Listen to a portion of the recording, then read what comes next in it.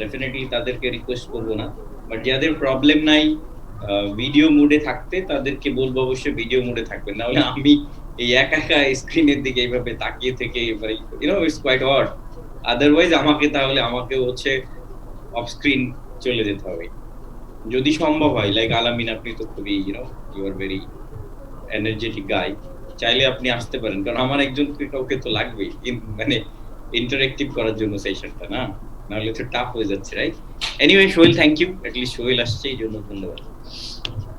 আমাদেরকে যে সিলেবাসটা প্রোভাইড করা হয়েছে আজকে, আপনাদের আপনাদেরকেও পাঠানো হয়েছে, সেটা অনুযায়ী আমরা জব ইভ্যালুয়েশন নিয়ে কথা বলবো। আমরা মনে হয় এর আগে কোনো একটা সেশনে জব অ্যানালিসিস নিয়ে কথা বলেছি। আপনাদেরকে কি হ্যান্ডআউটস পাঠিয়েছে? আপনারা হ্যান্ডআউটসটা পেয়েছেন? স্যার আজকের ক্লাসের তো কোনো হ্যান্ডআউটস তো আমরা এখনো পেলাম না স্যার। ওকে ফাইন, ঠিক আছে। আমি সেশন আপনাদের দয়া করে কেউ একজন ওই আপনারা তো অল্প কয়েকজন আছেন, যে পসিবল আপনারা ওই যে ইয়েতে চ্যাট বক্সে স্যার একবারে দিয়ে দিলে স্যার ভালো হয়, 3 দিনের ক্লাসেরটা একবারে দিয়ে দিলে একটু ভালো হয়, আমাদের একটু নোট করতেও সুবিধা হয় স্যার। Got it. আপনারা ওই যে ইয়েতে চ্যাট বক্সে আপনাদের ইমেল আইডি গুলো সবাই লিখে দেন, আমি ক্লাস শেষে 3 দিনেরটাই পাঠিয়ে দেবো ইনশাআল্লাহ। হ্যাঁ, এখন যেটা ব্যাপার সেটা হচ্ছে কোনো একটা সেশনে আমরা জব অ্যানালিসিস নিয়ে আলোচনা করেছিলাম। আজকে আমরা আলোচনা করব মানে পুরো ক্লাসটাই হচ্ছে জব ইভ্যালুয়েশন নিয়ে। তো দুইটা ক্ষেত্রেই কমন যে ব্যাপারটা সেটা হচ্ছে জব অ্যানালিসিসের ক্ষেত্রে আমরা যেটা করি সেটা হলো একটা জবকে সিস্টেমেটিক্যালি রিভিউ করি। জব অ্যানালিসিসকে অনেক ক্ষেত্রে জব রিভিউও বলা হয়। জব বলতে তো আপনারা বুঝেন যে আপনারা যে যে প্রফেশন বিলং করেন, এই প্রফেশনে আপনাদেরকে এভরিডে কিছু অ্যাক্টিভিটিস পারফর্ম করতে হয়। এই পারফর্ম করার যে অ্যাক্টিভিটিস গুলো, এগুলোর কম্বাইন্ড ফর্মকে আমরা আসলে জব বলি। একটা যখন আমরা কোনো কিছুকে জব নামে লেবেলিং করি তখন এর আন্ডার আসলে অনেক কিছু থাকে। প্রথমে থাকে এলিমেন্টস, তারপরে থাকে টাস্ক, তারপরে থাকে ডিউটিস, তারপরে থাকে আপনার হচ্ছে পজিশনস, তারপরে থাকে হচ্ছে জব, তারপরে হচ্ছে job family, then occupation, and finally হচ্ছে কেরিয়ার। আমি যদি আবারও একটু বলি তাহলে হচ্ছে যে যখনই আমরা জব অ্যানালিসিস এই কনসেপ্টটাকে নিয়ে আসি তখন এর মানে হচ্ছে একটা জব, এই জবের ক্ষেত্রে দুইটা জিনিস থাকে। একটা হলো যে আমরা যে কাজটা করি প্রতিদিন, এই কাজটা করার জন্য আমাদের মানে কি প্রয়োজন। যেমন ধরেন এই যে আমরা যদি টিচিং কথাটা বলি, তাহলে টিচিং একটা জব, রাইট? টিচিং একটা জব যেখানে একজন মানুষকে কিছু পার্টিসিপেন্টসকে ক্লাস নিতে হয়, এবং ক্লাসে কি করতে হয়, তাকে কোনো একটা বিষয় জেনে সেটার উপরে একটা এক্সপার্টাইজ নলেজ গেইন করে এইটা পার্টিসিপেন্টসকে বলতে হয়। This is watt teaching. তো এখানে দুইটা জিনিস আছে, একটা হচ্ছে জব ইটসেলফ, যেটা জব সে তার কিছু রিকোয়ারমেন্টস আছে। হাতে ফোন টোন দেখলে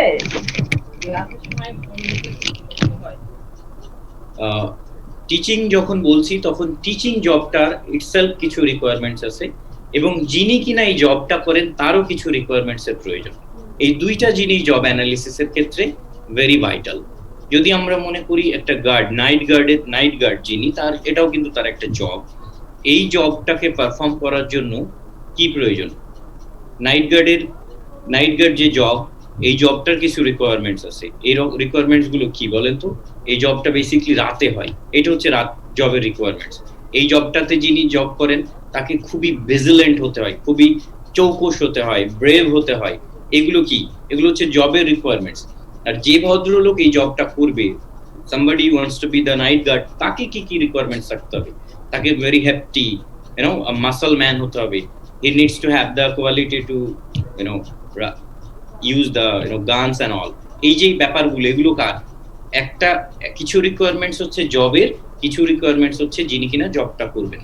সো যে রিকোয়ারমেন্টস গুলো জবের সেটাকে আমরা বলি জব ডেসক্রিপশন, আর যে রিকোয়ারমেন্টস গুলো যিনি কাজ করবেন তার, সেটাকে বলি আমরা জব স্পেসিফিকেশন। এই দুইটা বেসিক ইনফরমেশন সব জবে থাকে, এবং এই ইনফরমেশনস গুলো আমাদের কেন দরকার? এই জবটা আসলে কেমন এটা জানার জন্য। যখনই অনেক ধরনের জব আসছে, যেমন আমি একবার দেখেছিলাম যে ইঞ্জিনিয়ারিং যে কোর্স, ইঞ্জিনিয়ারিং যে জব বা অকুপেশন বা কেরিয়ার বলি, under the career of engineering প্রায় 5,000 ধরনের চাকরি আছে, শুধু ইঞ্জিনিয়ারিং এর মধ্যে 5,000 ক্যাটাগরিজ। তাহলে ঠিক সেইভাবেই দেখবেন যে অন্যান্য, ধরেন কোয়ালিটির কথা বলছি, কোয়ালিটি ডিপার্টমেন্টে এরকম হয়তো বা 1000 ক্যাটাগরিজ এর জব আছে। সো বিভিন্ন জব আমাদের তৈরি হয়ে গেছে। এখন এই জবগুলোকে যখন আমরা দেখতে চাই আসলে জবগুলো আসলেই কেমন, তখন আমাদের যে জিনিসটা প্রয়োজন পড়ে সেটা হচ্ছে আমাদেরকে জানতে হয় জবের রিকোয়ারমেন্টস গুলো কি কি, এবং যিনি জবটা পারফর্ম করবেন তার আসলে কি কি কোয়ালিফিকেশনস এর প্রয়োজন পড়ে। আপনারা যে যে জব করছেন এই জবের কিছু বেসিক রিকোয়ারমেন্টস আছে, অ্যাজ ওয়েল অ্যাজ আপনাদের কিছু রিকোয়ারমেন্টস প্রয়োজন ওই জবটা করার জন্য। ধরেন একজন টাইপিস্ট, তাকে কিন্তু প্রচুর ফাস্ট টাইপ করতে জানতে হয়, এটা কিন্তু আপনার স্কিল, এটা জবের স্কিল না। তো আপনি যদি টাইপ না করতে পারেন ওই জবটা আপনার জন্য না। কেউ কেউ প্রুফ রিডার আছে, আমরা ওপেন আইস দেখি এটা ভালো মনে হয়, বাট ওর কাছে নিয়ে যান আপনি 20টা ভুল ধরে দেবেন যে এইটা এই ভুল হয়েছে, এইটা ওই ভুল হয়েছে। এই যে জব প্রুফ রিডিং, এই জবটার জন্য কি প্রয়োজন? এই জবটার জন্য প্রয়োজন হচ্ছে একটা ভালো গ্রামাটিক্যাল স্কিল সম্পন্ন মানুষের, যিনি কিনা ভুল ভ্রান্তিগুলো ধরতে পারবে। এবং এইরকম অনেকগুলো জব মিলে হয়তো দেখা যাচ্ছে একটা প্রুফ রিডিং ইন্ডাস্ট্রি তৈরি হয়ে গেছে। So these are the basic discussion of job analysis.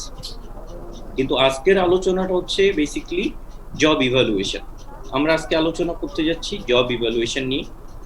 Job evaluation R job specification, job অ্যানালিসিসের basic যে আন্ডারলাইনিং পার্থক্য সেটা হচ্ছে, ভালো করে একটু মনোযোগ দিয়ে শুনবেন, সেটা হচ্ছে জব অ্যানালিসিসের ক্ষেত্রে আমরা জানতে চাই যে আসলে এই জবটা কেমন, how does it look like, এই জবটার জন্য কি কি যোগ্যতার প্রয়োজন, এবং জবটার জব লেভেলের ডিফিকাল্টিস কেমন, রিস্ক অ্যাসোসিয়েশনটা কেমন আছে, কতখানি কঠিন জবটা, এই বিষয়গুলো আমরা আসলে জানতে চাই জব অ্যানালিসিসের ক্ষেত্রে।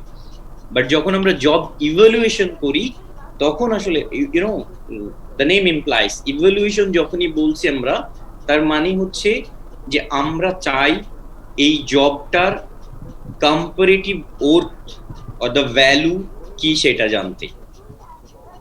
জব অ্যানালিসিসে জবটা কেমন জানতে চাই, আর জব ইভালুয়েশন আমরা জানতে চাই যে এই জবটা in comparison to other job, এই জবটার মূল্য কতখানি।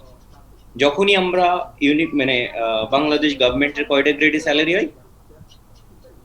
10-12টা গ্রেড, রাইট? না 17-18টা গ্রেড? ওকে, 20-20-20-20-50 যা হলো। এই যে গ্রেডিংটা করলাম না, গ্রেডের 1 নম্বর গ্রেড যেটা কিনা সচিবালয়ের সচিব মহোদয়দেরকে দেওয়া হয় বা আরো যারা আছে, এভাবে গ্র্যাজুয়ালি যে গ্রেড করা হয়েছে। বা আমাদের যদি ইউনিভার্সিটিতে দেখেন, প্রথমে লেকচারার, দেন অ্যাসিস্ট্যান্ট, দেন অ্যাসোসিয়েটস, দেন প্রফেসর, দেন সিলেকশন গ্রেডের প্রফেসর, এইভাবে যে গ্রেডটা করা হলো, এই গ্রেডটা কিভাবে করা হলো? জবটার ইম্পর্টেন্সকে মাথায় রেখে, জবটার সাথে অ্যাসোসিয়েটিং এক্সপিরিয়েন্সকে মাথায় রেখে, এর চ্যালেঞ্জগুলোকে মাথায় রেখে এই গ্রেডটা করা হয়েছে। This is what job evaluation. একটা জবের রিলেটিভ ওর্থ ভ্যালু কতখানি, এইটা যদি আমরা জানতে চাই, যে প্রসেসের মধ্যে জানি, this is what job evaluation. কোনো ডাউট, কনফিউশন কারো দুইটার জন্য? you should interact, otherwise আমি কি করে বুঝবো যে আপনারা আছেন কিনা বা শুনছেন কিনা? একটু কষ্ট করে হলে একটু ইন্টারঅ্যাক্ট করতে হবে, হ্যাঁ, মানে দ্যাট উড বি গ্রেট, আমার জন্য ভালো। ওই যে আর্মি ভদ্রলোক কই, ওই নেভি উনি কি নাই? আলামিন নেভি স্যার, ওনার শাশুড়ি মারা গিয়েছিল, ভাই আছে কিনা জানি না, উনি একটু আসলে মেন্টাল ডিপ্রেশনে ছিল। স্যার সজীব ভাই উনি ট্রান্সফার হয়ে গেছে মোংলাতে, এই জন্য ওনার একটু সমস্যা হচ্ছে, নেটওয়ার্কের ও সমস্যা হচ্ছে, ওনার ফোনেও একটু ডিস্টার্ব আছে আর কি। ওই নেভি, ওনার নাম সজীব ছিল? হ্যাঁ, ওকে, ওনার নামও তো জানেন না আপনি। ওনার নাম্বারটা আমার সাথে শেয়ার করেন তো, আই উইল কল হিম। ওকে, আমি তাহলে ওনাকে একটু কন্ডোলেন্স জানাবো যে ঠিক আছে। ওকে, আচ্ছা স্যার, আমি দেব sir. That would be great. তাহলে কি দাঁড়ালো? আপনাদের কোনো সমস্যা নাই? Silence means you understand everything. So আমরা জব অ্যানালিসিসটা কিভাবে করতে হয় এটাই শিখবো আজকে। সো জব অ্যানালিসিস বলতে জব ইভালুয়েশন শিখবো আসলে। Job analysis and job evaluation আরো একবার বলি, জব অ্যানালিসিস হচ্ছে আমরা সিস্টেমেটিক্যালি সিলেক্টিভলি ইনফরমেশন কালেক্ট করি এইটুকু জানার জন্য যে আসলে এই জবটার কেমন এবং যিনি জবটা করবেন জবটা করার জন্য ওনার কি কি কোয়ালিফিকেশনস প্রয়োজন। This is what job analysis. Job evaluation আমরা সিম্পলি যে কাজটা করি এই জবটার আসলে বাজারে মূল্য কতখানি, এই জবটার কে আমরা যদি র্যাঙ্কিং অর্ডারে সাজাই তাহলে জবটার প্লেস কোথায় হবে, মানে simply we try to understand the relative worth of the job in comparison to other jobs.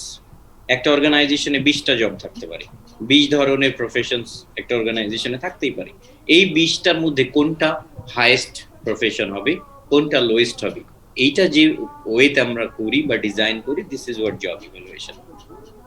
Does this make sense? বুঝতে পেরেছেন? কিছু বলেন আপনারা, কিছু না বললে কি করে হবে? স্যার বুঝছি স্যার, শিওর? শুনতেছি স্যার। স্যার এটা কি ডেজিগনেশন অনুযায়ী না? স্যার প্রবলেম একটু বলবো স্যার, যেটা হচ্ছে যে কন্টেন্টটা যদি হাতে থাকতো তাহলে একটু দেখতে পারতাম, মানে শুনলে একটু কিরকম, যে আপনি যেমন ব্ল্যাক স্ক্রিনে কেমন হারায় যান, আমরাও স্যার কিরকম শুনতেছি বাট হারায় যাচ্ছে আর কি। Okay, মানে fine. আমরা না, আমি আমার কথাটাই বলি আর কি। সো Okay, এরকম fine. আর কি বিষয়টা, কিন্তু বুঝতেছি আপনার কথা বুঝতেছি।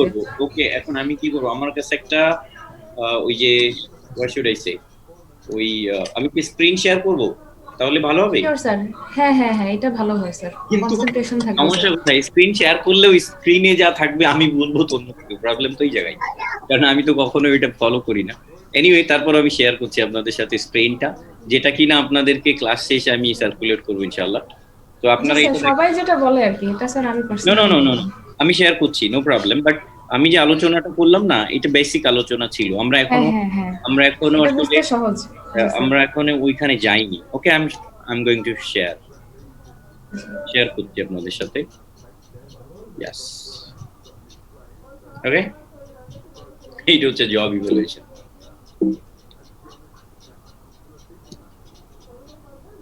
রাইট, এটা হচ্ছে ডেফিনেশন, যেটা আমি অলরেডি বলে ফেলছি, ঠিক আছে?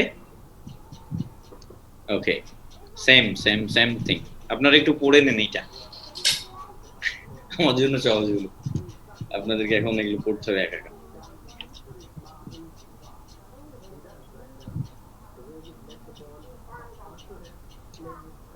ওকে, এখান থেকে আমরা শুরু করি। প্রসেস অফ জব ইভ্যালুয়েশন, আমরা আসলে কিভাবে জবকে ইভ্যালুয়েট করব। আনফরচুনেটলি আমার কাছে তো আসলে হোয়াইট বোর্ড নাই, হোয়াইট বোর্ড থাকলে হয়তো আমি এটা খুব সুন্দর করে ইয়ে করা যেত, মানে কি বলবো, দেখাতে পারতাম, কারণ উইদাউট বোর্ড না ক্লাস নিয়েটা কোয়াইট টাফ, এবং এটাও টাফ। আমি জানি না আপনাদের এটা ভালো লাগছে কিনা, এটা বাধ্য হয়ে আজ আমার দিস ইজ ক্লাস নাম্বার 4, আমি আসলে 4 নম্বর ক্লাস নিচ্ছি এখন। কি যে অবস্থা, এইভাবে ক্লাস কতদিন কন্টিনিউ হবে আল্লাহ নোস অ্যাকচুয়ালি।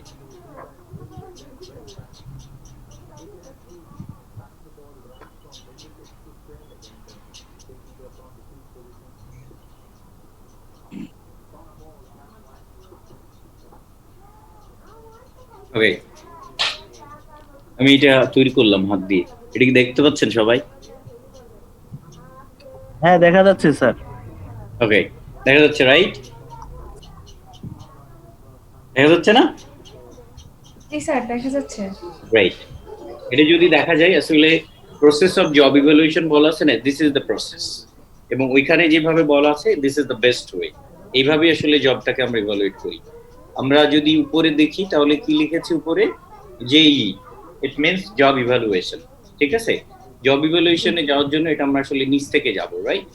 তো মানে নিচ থেকে বলতে নট নিচ থেকে, ব্যাপারটা হচ্ছে যে এখানে জব ইভ্যালুয়েশনের আন্ডারে কিছু প্রসেস আছে, কিছু স্পেসিফিক স্টেজেস আছে, যে স্টেজেস গুলো আমরা ফলো করব।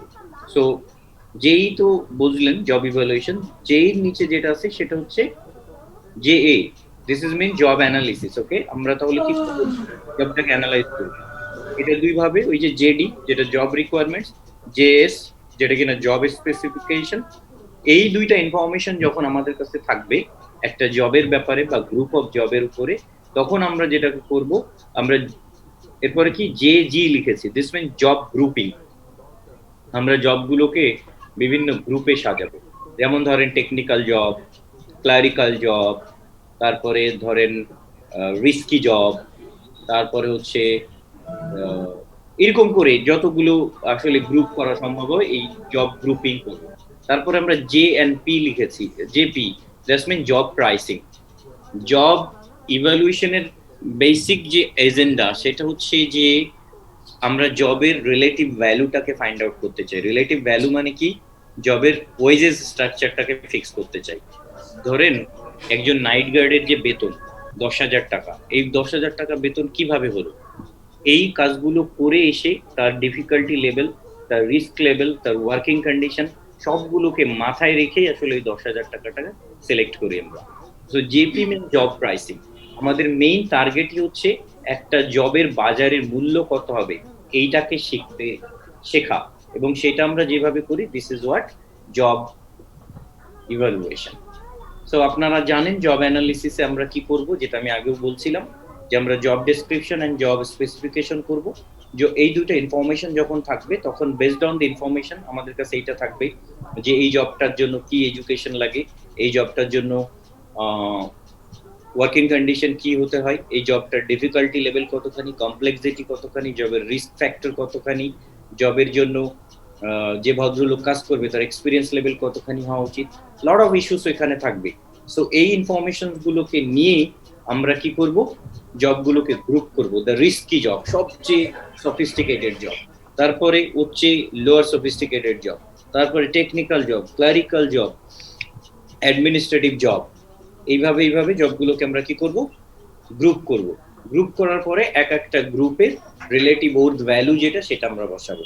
ধরে নিন যে নাইট গার্ড 10,000, তারপরে প্রোটোকল অফিসার যিনি কিনা head of the night guards 20,000, তারপরে ধরে নিন ড্রাইভার তার বেতন কতখানি। বাট সেম ড্রাইভার যদি প্রাইম মিনিস্টারের হয় তাহলে তার বেতন কিন্তু কতখানি হবে। তো এই যে যিনি প্রাইম মিনিস্টারের ড্রাইভার বাংলাদেশের প্রেক্ষাপটে, সে হচ্ছে ড্রাইভারদের এই ক্যাটাগরিতে সবচেয়ে হাইয়েস্ট জব মানে বেতন পাবে। তারপরে ধীরে ধীরে মনে করেন একটা গ্রামের লোকের ড্রাইভার সে কম পাবে। This is how it works. So এইটাই হচ্ছে বেসিকলি জব ইভালুয়েশনস। কোনো প্রশ্ন, কোনো কনফিউশনস? না স্যার। শিওর? জি স্যার, ওইটার একটা আমাদের খাতা একটু তুলে নিতে পারলে বোধহয় আরো বেশি ভালো হতো। এই যে নেন, তুলে নেন। স্যার কি করতাম আমি? একটু স্যার।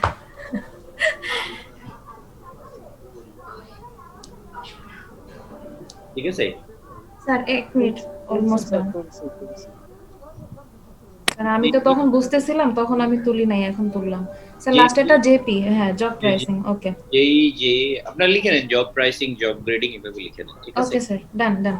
জি আপনারা যদি স্ক্রিনে যেটা লেখা আছে এটা যদি দেখেন, অলমোস্ট সেম। আমি যেটা ডায়াগ্রামে দেখালাম, this is same. Okay sir ডায়াগ্রামটা সহজ ছিল স্যার। হ্যাঁ ওকে ওকে। জি এই বিষয়টাতে আমাদেরকে একটু ইম্পর্টেন্স দিতে হবে যে জবকে যখন আমরা ইভালুয়েট করি তখন আমরা আসলে কিভাবে জব ইভালুয়েট করি। যদিও এখানে আমি জানি না এই স্লাইডটা কে তৈরি করেছেন, এটা আমাকে সার্কুলেট করা হলো, আর যেহেতু এইটার উপরই আপনাদের এক্সাম হবে, so I am blindly following it, I have another way. So এইটা যদিও বলছে তিনটা ক্যাটাগরিকে মাথায় রেখে আমরা আসলে জব ইভালুয়েশন করি, বাট এটা একটা methods of job evaluation, like other methods. we have 4 conventional methods. এ পর্যন্ত ওয়াইডলি ইউজ 4টা মেথডস আছে যেটা আমরা কিছুক্ষণ পরে আলোচনা করব। সো এইটা একটা অন্যতম মেথডস ওগুলোর বাইরে, ওই 4টার বাইরে, এবং এই মেথডসটাকে বলা হয় হেই HAY অ্যাসোসিয়েটস প্ল্যান, শর্টলি হেই প্ল্যানও বলা হয়। এটা হচ্ছে 1950-তে আমেরিকাতে এই কনসালটেন্সি ফার্মটা বেসিক্যালি এটা তৈরি করে, এবং এরা বলছে যে যখন আমরা জবকে ইভালুয়েট করব তখন আমরা 3টা বিষয়ের উপরে মাথায় রাখবো। একটা হচ্ছে আপনার নো হাউ, আর একটা হচ্ছে ম্যানেজমেন্ট ডিসিশন, আর থার্ড ওয়ান হচ্ছে আপনার এর সাথে আর একটা হচ্ছে আপনার accountability. Yes, this three. So এই তিনটা জিনিস জবের সাথে ইনভলভ। নো হাউ বলতে তো আপনারা বুঝতে পারছেন নো হাউ কি জিনিস, technical expertise, education and other skills. Management decision বলতে আপনার level of problem solving skills, thinking ability, আপনি কিভাবে ম্যানেজমেন্ট ডিসিশন মেক করতে পারবেন, how good you are in terms of analysis of the problem, মানে আপনার অ্যানালিটিক্যাল স্কিলসটা কেমন আছে। And the third one is accountability. আমরা যখন কোনো কাজ করি অর্গানাইজেশনে, তখন আমাদেরকে কাজটা অ্যাসাইন করা হয়, এবং তখন আমি কতখানি কাজটাকে আসলে ওন করি, অনারশিপটা কতখানি আমার কাজের মধ্যে এক্সপ্রেস হয়। এই তিনটা ব্রড ক্যাটেগরি প্রত্যেকটা জবের মধ্যে থাকে, সামহাও থাকে, পুরোপুরি না থাকলেও। আপনি এই তিনটা ক্যাটেগরিতে আপনার আসলে ডিগ্রিটা কতখানি, এই বিষয়গুলো দেখার জন্য হে প্ল্যান বলছে। আমরা এটা যদি একটু দেখি তাহলে দেখেন যে নো হাউ বলতে কি বোঝায়, এটা তো আপনারা I guess already you know that, right? Know how হচ্ছে আপনার সরাসরি কম্পিটেন্সিস, আপনার স্কিলস, আপনার এডুকেশনস, আপনার এক্সপার্টাইজ, এগুলোকে আমরা নো হাউ বুঝি। আরো যদি ভালো করে বলি তাহলে আপনার অ্যাকোয়ার্ড নলেজ, যেটা কিনা আপনাকে কম্পিটেন্ট করেছে। আপনি একজন ফাইন্যান্স গ্র্যাজুয়েট, পরবর্তীতে হয়তো আরো কিছু ফাইন্যান্সিয়াল ডিগ্রিজ নিয়েছেন, বা কিছু ফাইন্যান্সিয়াল প্রবলেম সলভিং সফটওয়্যারস এর কাজ জানেন, এবং 2-3 বছর ধরে জব করেছেন ওই ফিল্ডে। This is all of your know how. Okay, এইটা যদি আপনার মধ্যে থাকে তাহলে আপনার পক্ষে ওই পার্টিকুলার জবটা পারফেক্টলি আসলে পারফর্ম করা সম্ভব। এটাই আমরা বোঝাতে চাচ্ছি নো হাউ এর মধ্যে দিয়ে। তো এখানে দেখেন 3 ধরনের নো হাউ বলছি আমরা। একটা হচ্ছে টেকনিক্যাল আর প্র্যাকটিক্যাল নো হাউ। এটা হচ্ছে সিম্পলি যদি বলি তাহলে কোন একটা বিশেষ জিনিস বা বিশেষ কোনো মেশিন বা বিশেষ কিছুর উপরে আপনার যে স্কিল সেটাকে বোঝায়। এটাকে আরো যদি আমরা টেকনিক্যাল টার্ম ইউজ করি তাহলে ইটস আপ টু ইউর অ্যাপটিটিউডস।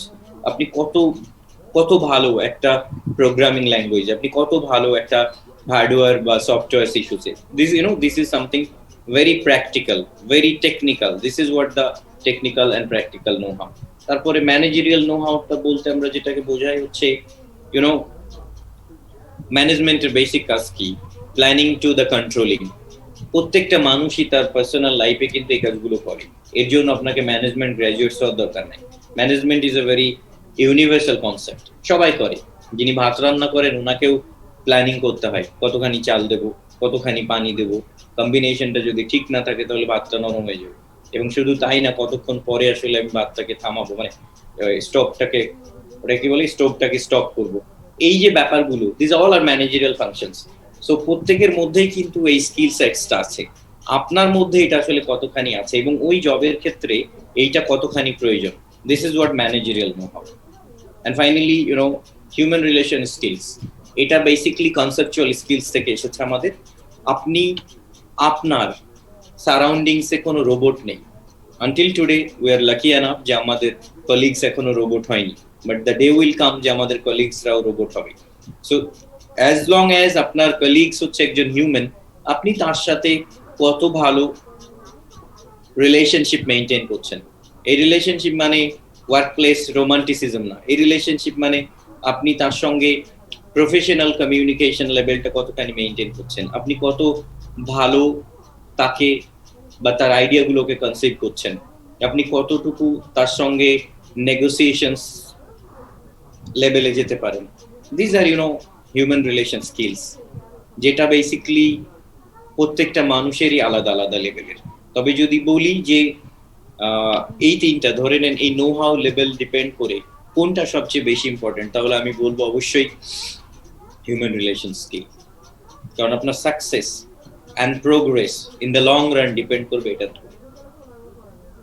আমরা প্রত্যেকেই কথা বলি, আমরা প্রত্যেকেই ইমেল রাইট করি, ইভেন আমরা প্রত্যেকেই হয়তো কোনো না কোনো ভাবে নেগোসিয়েশনসে যাই।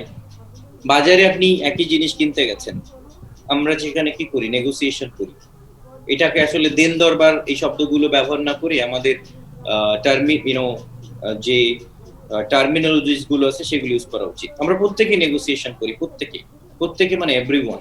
আপনি আপনার বাসাতেও নেগোসিয়েশন করেন, আপনি আপনার ওয়াইফের সাথে করেন, আপনি আপনার হাজবেন্ডের সাথে করেন, আপনার ছেলে মেয়ের সাথে করেন। সো এই নেগোসিয়েশনস গুলো আসলে আপনি কতটা আর্টফুলি এন্ড ট্যাক্টফুলি করছেন, দিস ইজ ভেরি ইম্পর্টেন্ট। মানুষ আমরা কি করি, আমরা দুইটা কাজই করি মানুষ হিসেবে, কমিউনিকেট করি আর নেগোসিয়েশন করি প্রত্যেকে সব সময়। সো এইটাতে আপনি যত ভালো হবেন আপনি তত ভালো করবেন সব জায়গায়, every sphere of your life. আর এটাতে যদি আপনি ভালো না হন তাহলে একটা জায়গায় আপনি থেমে যাবেন ফর শিওর, অন্যরা আপনাকে ছাড়িয়ে যাবে। কারণ যেটা বলছিলাম, সবাই কথা বলি আমরা, বাট কেউ কেউ আমাদের মধ্যে এই কথা বলাটাকে স্কিলে পরিণত করেছে। সবাই আমরা বাংলাতে বলি, ইংরেজিতে বলি, and that is not a big deal. আপনার পক্ষে এই কথা বলাটা কোনো কঠিন কাজও না। কিন্তু আপনি কি করেছেন, আপনি কখনো কথা বলার সময় ভেবে দেখেননি যে আমি যার সঙ্গে কথা বলছি সে কে। আপনি কখনো ভেবে দেখেননি যে এই কথাটা উনাকে বলা যায় কিনা। আপনি কখনো ভেবে দেখেননি যে উনাকে বলার সময় আমার ভয়েস মডুলেশনটা কি হওয়া উচিত। এইগুলো যারা ভেবেছে এবং ভাবার পরে এইগুলো বলেছে তারাই আসলে tactful communicator, or we might say effective communicator. So এইভাবেই দেখবেন যে আপনার কলিগসদের মধ্যে আলাদা হয়ে যাচ্ছে একের পর এক। এর জন্য কিন্তু কোনো ইনজেকশনস, কোনো ওরস্যালাইন্স, কোনো ট্যাবলেট এগুলোর প্রয়োজন পড়েনি। শুধুমাত্র সামান্য চিন্তা চেতনার কারণেই এই নোহাউ গুলো মানুষের মধ্যে আলাদা আলাদা। অ্যান্ড ইন্টারেস্টিংলি এগুলোর অনেক ট্রেনিং প্রোগ্রামও বাজারে অ্যাভেলেবল। আপনি এগুলোর মধ্যে দিয়ে গেলে আশা করা যায় আপনার নোহাউটা ইমপ্রুভ করবে, এবং আপনার নোহাউ যত ইমপ্রুভ করবে আপনার জব লেভেলে ইম্পর্টেন্সটা বাড়তে থাকবে। কারণ যদি কোনো জবে ধরে নেন যে টেকনিক্যাল স্কিলস এর প্রয়োজন আছে, কিন্তু সেখানে ব্যাপক পরিমাণে প্রয়োজন হচ্ছে হিউম্যান রিলেশন স্কিল, তো আপনি হয়তো টেকনিক্যালি খুবই সাউন্ড, খুব ভালো একজন ইঞ্জিনিয়ার, বাট আপনার ওই স্কিলটা নাই, তাহলে আপনাকে ওই জবে বসানো হবে না। এবং এইটাই হচ্ছে job ইভলিউশনের main criteria, main basis, যে আপনাকে যে আমি এই জবটাতে পাঠাবো, are you capable to perform that job or not, this simple. আপনি যদি না হন তাহলে পাঠিয়ে লাভ কি, আমার শুধু শুধু ক্ষতি করে কি লাভ organisation. Does this make sense? এই কিছু একটু বলেন, বোঝা যাচ্ছে এগুলা? আছেন আপনারা? স্যার বোঝা যাচ্ছে, বোঝা যাচ্ছে স্যার, বোঝা যাচ্ছে। বোঝা যাচ্ছে। আলামিন ভাই স্যার বোঝা যাচ্ছে তো sir. Look at me, class নেয়া বহুত কঠিন কাজ, এত সোজা না, ঠিক আছে? এই জন্য একটু চেহারাটা দেখালে ভালো লাগবে। আর আপনার তো মাশাআল্লাহ অসাধারণ চেহারা, তা আপনি দেখাতে সমস্যা কোথায়? একটু থাকেন, নাইলে মনে করেন আমি বুঝতে পারছি না কে কে আছেন, বুঝেন না, সবাইকে তো বলতে পারি না। আপনার সাথে তো আমার ক্লোজ কানেকশন, তাই না? ওকে, নেক্সট যেটা আমরা বলছিলাম, প্রবলেম সলভিং স্কিলস বা problem solving attributes of job. এটা ভেরি ক্রুশিয়াল আপনার লাইফেও, আমার লাইফেও, সবার লাইফে, এবং স্পেশালি ওয়ার্ক প্লেসে। দেখেন, আমরা বেসিক্যালি একজন ম্যানেজমেন্ট স্টুডেন্ট, মানে ম্যানেজমেন্ট বলতে আমি পুরো বিজনেস সেক্টরসকে মিন করছি। একটা ম্যানেজমেন্ট স্টুডেন্ট বা একজন বিজনেস গ্র্যাজুয়েট বা একজন ওয়ার্ক প্লেস এমপ্লয়ি, আপনি যেই হন না কেন, আপনি বেসিক্যালি কি করেন সারাদিনে বেসিক্যালি আপনি ডিসিশন মেক করেন, আর কিচ্ছু না। আপনি ভালো করে খেয়াল করে দেখবেন যে আপনি যে জবটা করেন, এই জবটা বেসিক্যালি আপনাকে আসলে কি করতে হয়, আপনাকে কিছু ডিসিশনস নিতে হয়। এবং আপনি যদি ডিসিশনসটা খুবই প্রপার ওয়েতে নিতে পারেন, based on the availability of resources and some constraints as well, আপনি যদি এক্স্যাক্ট ডিসিশনটা নিয়ে ফেলতে পারেন, আমাদের সো কল্ড সাকসেসফুল বলতে যেটা বোঝে আপনি সেটা। আপনি যদি ডিসিশনসটা না নিতে পারেন বা নিতে গিয়ে কোনো ধরনের প্রবলেম ফেস করেন, তাহলে আমরা বলবো যে আপনি ডিসিশনসটা নিতে পারেননি, এবং আপনার কোম্পানি ফেল করবে, আপনিও ফেল করবেন। সো এই ডিসিশনস মেকিংকেই আমরা এখন বলছি প্রবলেম সলভিং। কারণ ডিসিশনস কখন নেয় মানুষ কোনো ধরনের একটা প্রবলেমের পরে। আসলে যদিও প্রবলেম শব্দটা এখন আর একাডেমিক ডিসকোর্সে আলোচনা করা হয়, এটাকে আমরা চ্যালেঞ্জ বলছি বা চ্যালেঞ্জিং সিচুয়েশন নাম দিচ্ছি, কারণ প্রবলেম শব্দটা ইটসেলফ নেগেটিভ।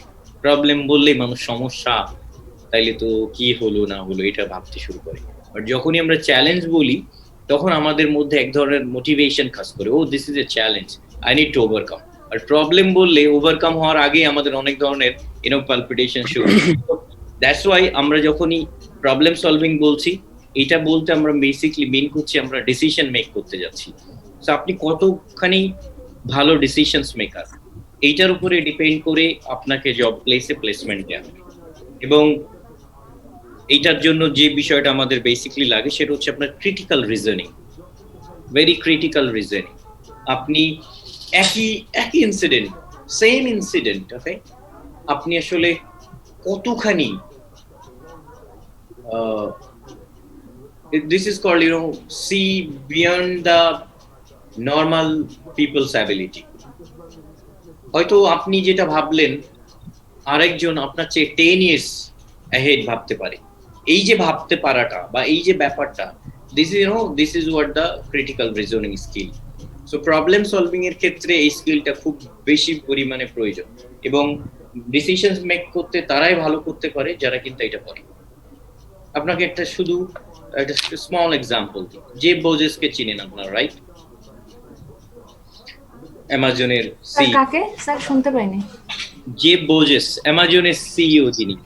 আচ্ছা, জি স্যার। অ্যামাজনে ওনার শেয়ার কত জানেন? ওনার কতখানি শেয়ার আছে? স্যার আমি জানি না, বাকিরা জানে কিনা জানি না। আলামিন তো জানার কথা। না স্যার, জানি না আমি sir. This is truly unacceptable আলামিন আপনার কাছ থেকে। জেফ বেজোসের শেয়ার হচ্ছে অলমোস্ট 30%। তার মানে কি দাঁড়ায়? তার মানে হচ্ছে 70% শেয়ার ওনার হচ্ছে বাকিরা, স্টেক হোল্ডার্স। তারপরেও জেফ বেজোস কোম্পানির সিইও। কোম্পানি চাইলেই যে কোনো সময় তাকে কিন্তু সিইও থেকে সরিয়ে অন্য কাউকে সিইও বানাতে পারে।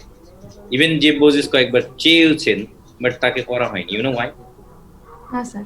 তার একটা মাত্র কারণ, এটা নিয়ে একটা কেস স্টাডিজও আছে। তার একটা মাত্র কারণ হচ্ছে জেফ বেজোস যেভাবে ফিউচারকে অ্যান্টিসিপেট করতে পারে আর কেউ পারে না, ওই Amazon at least until today. So এই কারণেই ওনাকে ওই পোস্টটাতে কয়েক $1 মিলিয়ন বেতন দিয়ে বসে রাখা হয়েছে। সো এই যে কথাটা বললাম তার উদাহরণটা হচ্ছে যে মানে এই উদাহরণটা দেওয়ার উদ্দেশ্য হচ্ছে যে আপনাকে মানে কিছু, এটাকে আউটলায়ার বলা হয়, মানে স্বাভাবিক চিন্তার বাইরে চিন্তা করতে পারার ক্ষমতা। ভিশনারি বা ভিশনারি লিডার টাইপের। ভিশনারি সাথে সাথে আসলে ভিশনারি এখন আর বলা হচ্ছে না, এখন এটাকে আমরা আউটলায়ার নাম দিচ্ছি। ইট মিনস সামথিং যে আউট অফ বক্স চিন্তা করা। নর্মাল মানুষ চিন্তা করছে, আপনি এটাকে চিন্তা অন্যরকম চিন্তা করবেন। দ্যাটস হোয়াট আসলে বলাটা। তার উদাহরণ হচ্ছে যদি বলি তাহলে দেখেন কিছু অর্গানাইজেশন ফেল করেছে আমাদের দেখা, মানে আমাদের জেনারেশনেই আমরা দেখলাম কিছু অর্গানাইজেশন ফেল করলো। তার মধ্যে অন্যতম ফেইলিং হচ্ছে নোকিয়া। যখন ওটা কি ছিল, ওই যে বিফোর অ্যান্ড্রয়েড, রাইট? নোকিয়ার যে ফোনটা ছিল, সারা পৃথিবীর একচ্ছত্র অধিকার মার্কেটে, তাদের সব জায়গায় everyone use to use it. হঠাৎ করে নোকিয়া বাজার থেকে চলে গেল। আপনারা কি জানেন যে নোকিয়াকে সবচেয়ে বড় যে কম্পিটিটিভ হিটটা দিয়েছে সে হচ্ছে স্যামসাং, নট আইফোন। আইফোন কখনোই নোকিয়ার কম্পিটিটর ছিল না, বা নোকিয়াও কখনো আইফোনের কম্পিটিটর ছিল না, স্যামসাং ছিল। কারণ নোকিয়ার সময় স্যামসাং এরও কিছু হ্যান্ডসেট ছিল এরকম ছোট ছোট, এবং স্যামসাং গ্র্যাজুয়ালি মডেলটাকে মডিফাই করে স্মার্টফোনের দিকে যাচ্ছিল। নোকিয়ার কাছে সেই স্মার্টফোন টেকনোলজি আগে থেকেই ছিল, বাট নোকিয়া স্মার্টফোনে আসেনি, স্যামসাং আসছে। অ্যান্ড সি দ্য পিকচার, এখন দেখেন অবস্থাটা। সো নোকিয়া যদি শুধু এই ডিসিশনসটুকু নিতে পারতো তাহলে আজকে হয়তো ইতিহাসটা অন্যরকম হতে পারতো। আপনারা ইস্টম্যান কোডাকের কথা জানেন। কোডাক, ওই যে ফিল্ম কোডাক কোথায় এখন? জাদুঘরে চলে গেল, শুধুমাত্র সামান্য ডিসিশনসটা মেক না করতে পারার জন্য। সেম ওখানেও ডিজিটাল ফিল্মে তারা আসেনি, বাট ফুজি আসলো। ফুজি এখন সারা পৃথিবীর লিডার, আর কোডাক তো তাদের অপারেশন বন্ধ করে দিল। সেম দিস আর হোয়াট, এগুলি হচ্ছে ডিসিশনস মেকিং ক্যাপাসিটি, এবং এটা নেক্সট 10, 20, 30 ইয়ার্স দেখতে পারার ক্ষমতা। এটা যদি আপনি দেখতে পারেন তাহলে আপনি টিকে থাকবেন, না হলে টিকতে পারবেন না, that's for sure. So problem solving এর জন্য এই প্ল্যান্স বলছে যে অর্গানাইজেশনে থিঙ্কিং এনভায়রনমেন্ট এবং থিঙ্কিং চ্যালেঞ্জেস ব্যাপারগুলো থাকতে হবে। এটা ইজ অল অ্যাবাউট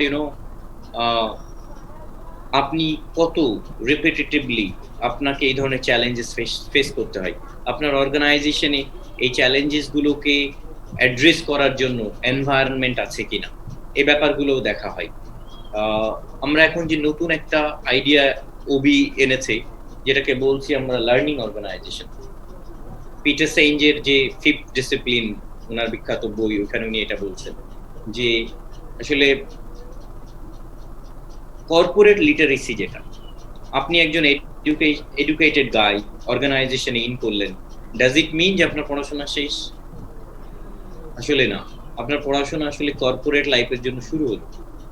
এই কারণে দেখবেন যে ম্যাক্সিমাম বড় বড় ভালো বেস্ট সেলিং বইগুলো কর্পোরেট লিডারদের লেখা, একাডেমিক্সদের লেখা।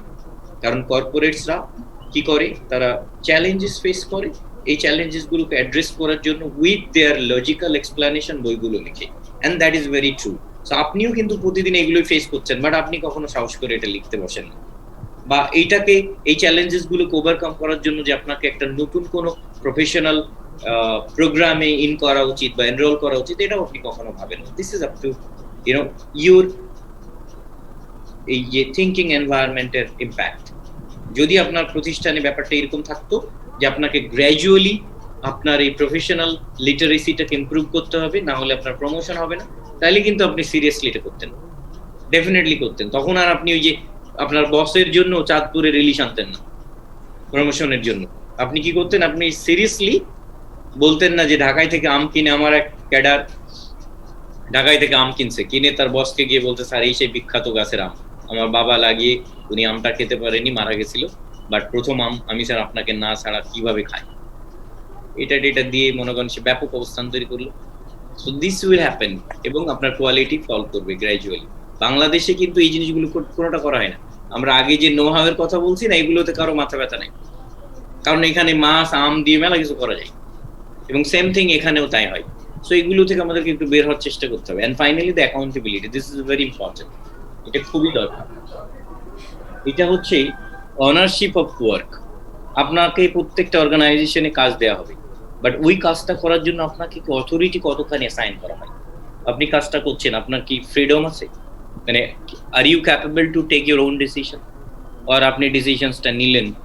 যেমন আমি এখানে একটা এক্সাম্পল দেখবো, real life example. Head of the department, এটা কোন ডিপার্টমেন্টে বলছি না, হেড অফ দ্য ডিপার্টমেন্ট তার অফিস সহকারীদেরকে বলেছে যে অমুক দিন আমাদের একটা একাডেমিক মিটিং হবে, 15-20 জন গেস্ট থাকবে, তো তোমরা একটু লাঞ্চের ব্যবস্থা করো।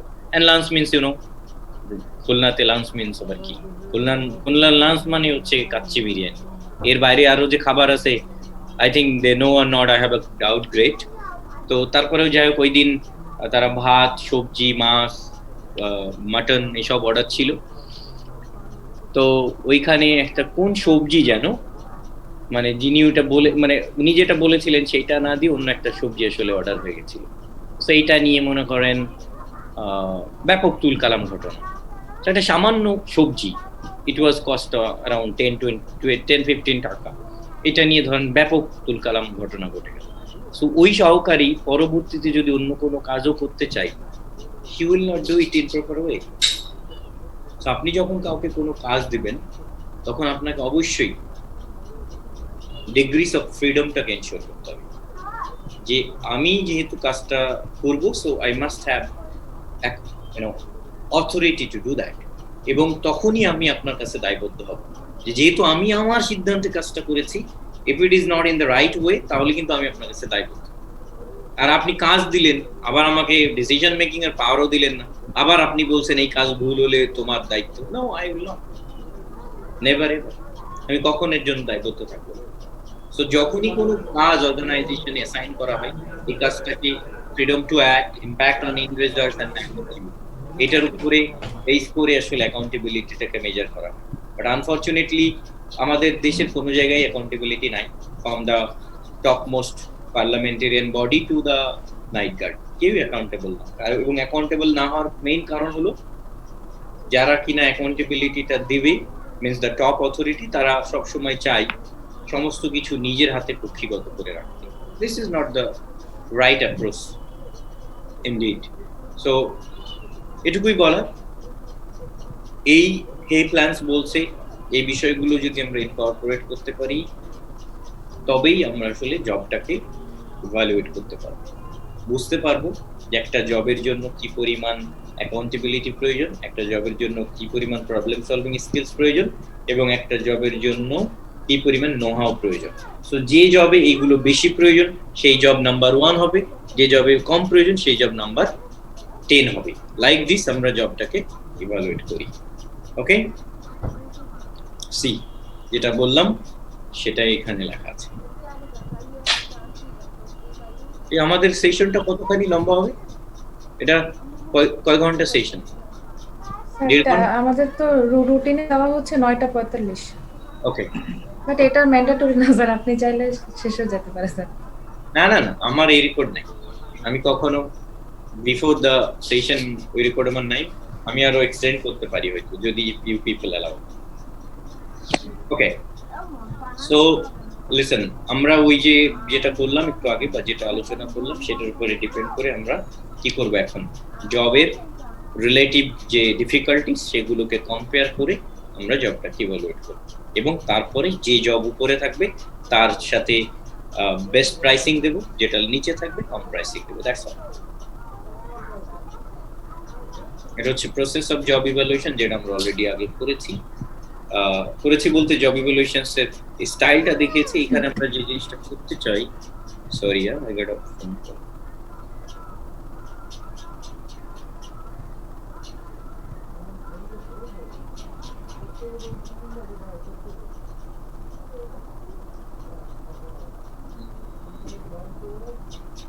আমরা বেসিক্যালি যখন জবটাকে ইভ্যালুয়েট করব তখন আমরা আমাদের বেসিক 4টা মেথডস আছে, এই যে কোনো একটা মেথডসকে আমরা চুজ করতে পারি। তার একটা widely methods point rating method, সেটা সব জায়গায় ইউজ হয়, আপনি চাইলে এটাও করতে পারেন, আপনি চাইলে র্যাঙ্কিং মেথড, ক্লাসিফাইং মেথড আর ফ্যাক্টর কম্প্যারিজন মেথড, 4টার মধ্যে যে কোনো একটা আপনি নিতে পারেন। এবং এই মেথডস গুলো কিছু স্টেজেস আছে যেগুলোকে আমাদেরকে ফলো করতে হবে, and then most important part হচ্ছে এটাকে আমাদেরকে পিরিয়ডিক্যালি রিভিউ করতে হবে আফটার ইনস্টলিং দ্য প্রোগ্রাম। মানে আপনি যখনই এই মেথডসটা চুজ করলেন, যে মেথডস অনুযায়ী বেসিক্যালি আপনি জবটাকে ইভালুয়েট করবেন, you should not believe it as hard and fast for life time. আপনাকে এটাকে পিরিয়ডিক ইন্টারভ্যালে এটাকে কিন্তু রিভিউ করতে হবে। This is what all about process of job evaluation. এখন হলো এই বিষয়টা আগে আমরা একটা জিনিস নিয়ে আলোচনা করব, জব ইভ্যালুয়েশনের বেনিফিটস কি, ফিচার্স কি।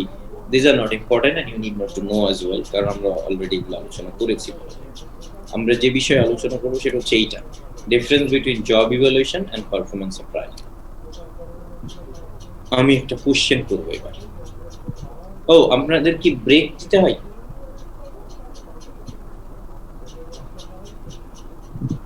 সোহেল, জনা, are you there? G sir, আমি তো আছি স্যার। আমি বারবার রেসপন্স করি, তার জন্য দেখছিলাম অন্য কেউ কথা বলে কিনা। আপনি করেন, no problem, I don't mind. বাকিরা করছে না, আপনি করেন, সমস্যা নেই স্যার। আমার ব্রেক লাগবে না স্যার। না না, অন্যদের কি ব্রেকের প্রয়োজন হয়? আমি তো জানি না আসলে আপনাদের এতখানি। না স্যার, ইউজুয়ালি দিচ্ছে না, এইগুলোতে আমরা ব্রেক নিচ্ছি না স্যার। ওকে শিওর, তাহলে আমরা ব্রেক নিচ্ছি না। হ্যাঁ, আমরা যেটা করতে চাই সেটা হচ্ছে যে মানে I just want to know from you, আপনারা পারফরম্যান্স অ্যাপ্রাইজাল সম্পর্কে তো জানেন না, অথবা পারফরম্যান্স ইভ্যালুয়েশন? স্যার অ্যাপ্রাইজাল সম্পর্কে জানি স্যার। ওকে, যেটাই অ্যাপ্রাইজাল সেটাই করব। আলামিন স্যার শুনতে পাচ্ছি। এ ভাই, কি সমস্যা? ওই আপনার হোম মিনিস্টার কি বলছে আপনার চেহারা না দেখাতে, এরকম কিছু? স্যার বেসিক্যালি প্রবলেম হচ্ছে ওই জুনিয়র আলামিন আছে তো, ও খুব ডিস্টার্ব করতেছে স্যার, বুঝছেন? জুনিয়র আলামিন থাক, একসাথেই থাকেন, সমস্যা কোথায়? সে খাতা কলম নিয়ে আঁকবে, আর্ট করবে স্যার, তাকে ঠেকানো যাচ্ছে না কোনোভাবেই। ওকে, ওই আপনি বলেন যে পারফরম্যান্স অ্যাপ্রাইজাল আর জব অ্যাপ্রাইজাল বা জব ইভ্যালুয়েশনের মধ্যে আপনার মধ্যে কি পার্থক্য হতে পারে?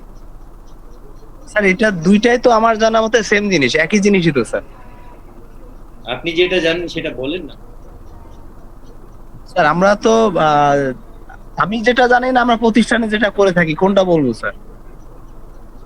আপনি যেটা ভালো বোধ করেন সেটাই বলেন। আচ্ছা, আর এটা হচ্ছে গিয়ে তার কর্মের মূল্যায়ন স্যার, বুঝছেন? বেসিক্যালি আমি যেটা আর কি বুঝি স্যার, একটা কর্মী বা একজন কর্মকর্তা তাকে কর্মের মূল্যায়ন করতে গেলে সে এট ফার্স্ট তার যে টিম লিডার আছে বা গ্রুপ লিডার বা বস স্যার আমরা যাকে বলে থাকি, সে তার কর্মের মূল্যায়নটা একটা করবে, তার সহকর্মী যারা আছে তারাও একটা মূল্যায়ন করবে। কোশ্চেনই আপনি বললেন না যে দুইটা একই জিনিস, আপনি শুধু এইটুকু বলেন কিভাবে এক হলো এটা। স্যার এই টু দা পয়েন্ট আমি বলতে পারবো না স্যার, তবে আমার কাছে একই মনে হয় স্যার। যদি আমার হাতে মার্কস থাকতো না, আপনাকে আমি 0 দিতাম। Sir thank you sir. Out of 100 I would have given you 0. Okay, বাকিরা বলেন। এই সোহেল বলেন, সোহেল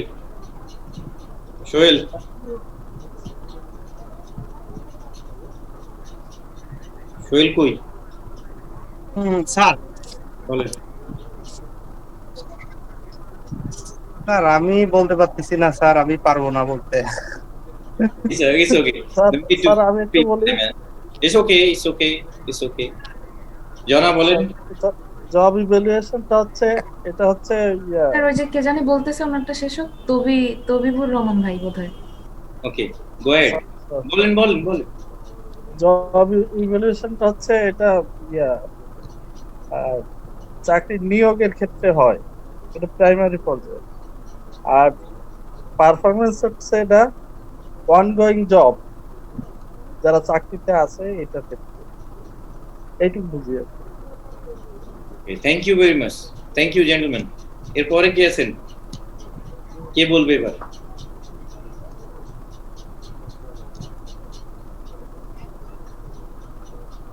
বলেন। কেউ বলছে না কেন?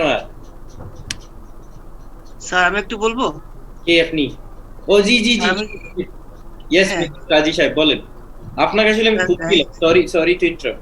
আপনি গ্রামীণ ফোনে আছেন, রাইট? জি স্যার। আপনি ট্রেনিং ডিপার্টমেন্টে, তাই না? না স্যার, আমি মার্কেটিং। ও, মার্কেটিং এ আছেন। আচ্ছা, এখন তো অনেকে আছে। ট্রেনিং এ কেউ আছেন আপনাদের মধ্যে ট্রেনিং এ কাজ করছেন? ট্রেনিং ডিপার্টমেন্টে? না, আমাদের এখানে মনে হয় কেউ নাই এরকম। ওকে জি, কাজী সাহেব বলেন, আপনি বলেন।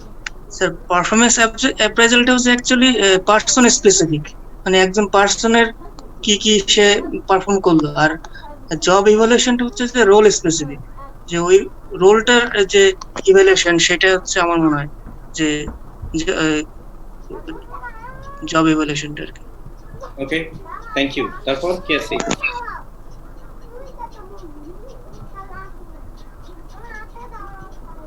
আর কেউ? স্যার আমি এই যে মানে কাজী মোতাসিম ভাইয়ের ওই বিষয়টা বলতে চাচ্ছিলাম, বাট শব্দগুলো হয়তো অন্যরকম হতো। বাট বলেন, তাও বলেন। স্যার এটাই যে পারফরমেন্স অ্যাপ্রাইজাল হচ্ছে যে একটা ব্যক্তি তার যে অবদান সেই ডেজিগনেশনের প্রতি সেটার একটা ভ্যালু দেওয়া, আর সেটা ব্যক্তি কেন্দ্রিক। আর জব ইভালুয়েশন যেটা, সেটা হচ্ছে কোনো জব হোল্ডার বা ইন্ডিভিজুয়াল অ্যাবিলিটির উপরে না, জবের উপরে রিলেট করে যে ইভালুয়েশন, ডিউটিস এন্ড রেসপন্সিবিলিটিস এই রিলেটেড মনে হয় আর কি আমার। Great, I am happy. G sir. তাদের কন্ট্রিবিউশন ইজ গুড। ওকে, যখনই আমরা পারফরম্যান্স অ্যাপ্রাইজাল বলি, আসলে কি উনি যেটা বললেন যে একটা রোল স্পেসিফিক, একটা পারসন স্পেসিফিক, নট এক্স্যাক্টলি ওইটা, বা এই যে আলামিন যেটা বলেছে বোথ আর সেম, এটা হচ্ছে একেবারেই ঠিক না। তবে আরেকজন ভদ্রলোক মাঝখানে উনি যেটা বলেছেন, ইয়েস ইট ওয়াজ কোয়াইট ওকে, কারণ ইয়েস জব ইভ্যালুয়েশন আমরা আগে করে ফেলি অ্যান্ড পারফরমেন্স অ্যাপ্রাইজাল যখন একজন পারফর্ম করে তখন তার উপরে আসলে ওই জায়গায় থেকে আলোচনাটা হবে, এবং ডিফারেন্সের জায়গাটাও ঠিক ওইখানে। যখন আমরা জব ইভ্যালুয়েশন বলি, বেসিক্যালি এটা ইভ্যালুয়েশন অফ দ্য জব, আর যখন পারফরমেন্স অ্যাপ্রাইজাল বলি তখন evaluation of the performer. That's all. Job ইভ্যালুয়েশনের দ্বারা আমরা কি করি? জব ইভ্যালুয়েশনের দ্বারা আমরা জবটার রিলেটিভ ভ্যালু বা ওর্থ কি সেটা মেজার করার চেষ্টা করি। আর পারফরমেন্স অ্যাপ্রাইজাল দ্বারা দেখার চেষ্টা করি যিনি পারফর্ম করছেন সে কত ভালো পারফর্মার। জব ইভ্যালুয়েশন দ্বারা আমরা কি করি? জবটাকে গ্রেড করে কত নম্বর জব ইম্পর্টেন্স সেটাতে ক্লাসিফাই করি। পারফরমেন্স অ্যাপ্রাইজাল দ্বারা আমরা কি করি? এই ভদ্রলোককে প্রমোশন দিতে হবে, এটাকে কি এই ভদ্রলোককে ট্রান্সফার করতে হবে, না ওনাকে ট্রেনিং এ পাঠাতে হবে, এই বিষয়গুলো দেখি। সো মোটা দাগে এইগুলোই হচ্ছে পারফরমেন্স অ্যাপ্রাইজাল এবং জব ইভ্যালুয়েশনের মধ্যে বেসিক আন্ডারলাইনিং যে ডিফারেন্স সেগুলো। এখন আপনাদের জন্য বিআইএম কি ডিজাইন করেছে এটা দেখেন একটু, that would be great to you. এই যে দেখেন, দেখা যাচ্ছে তো না? জি স্যার, দেখা যাচ্ছে।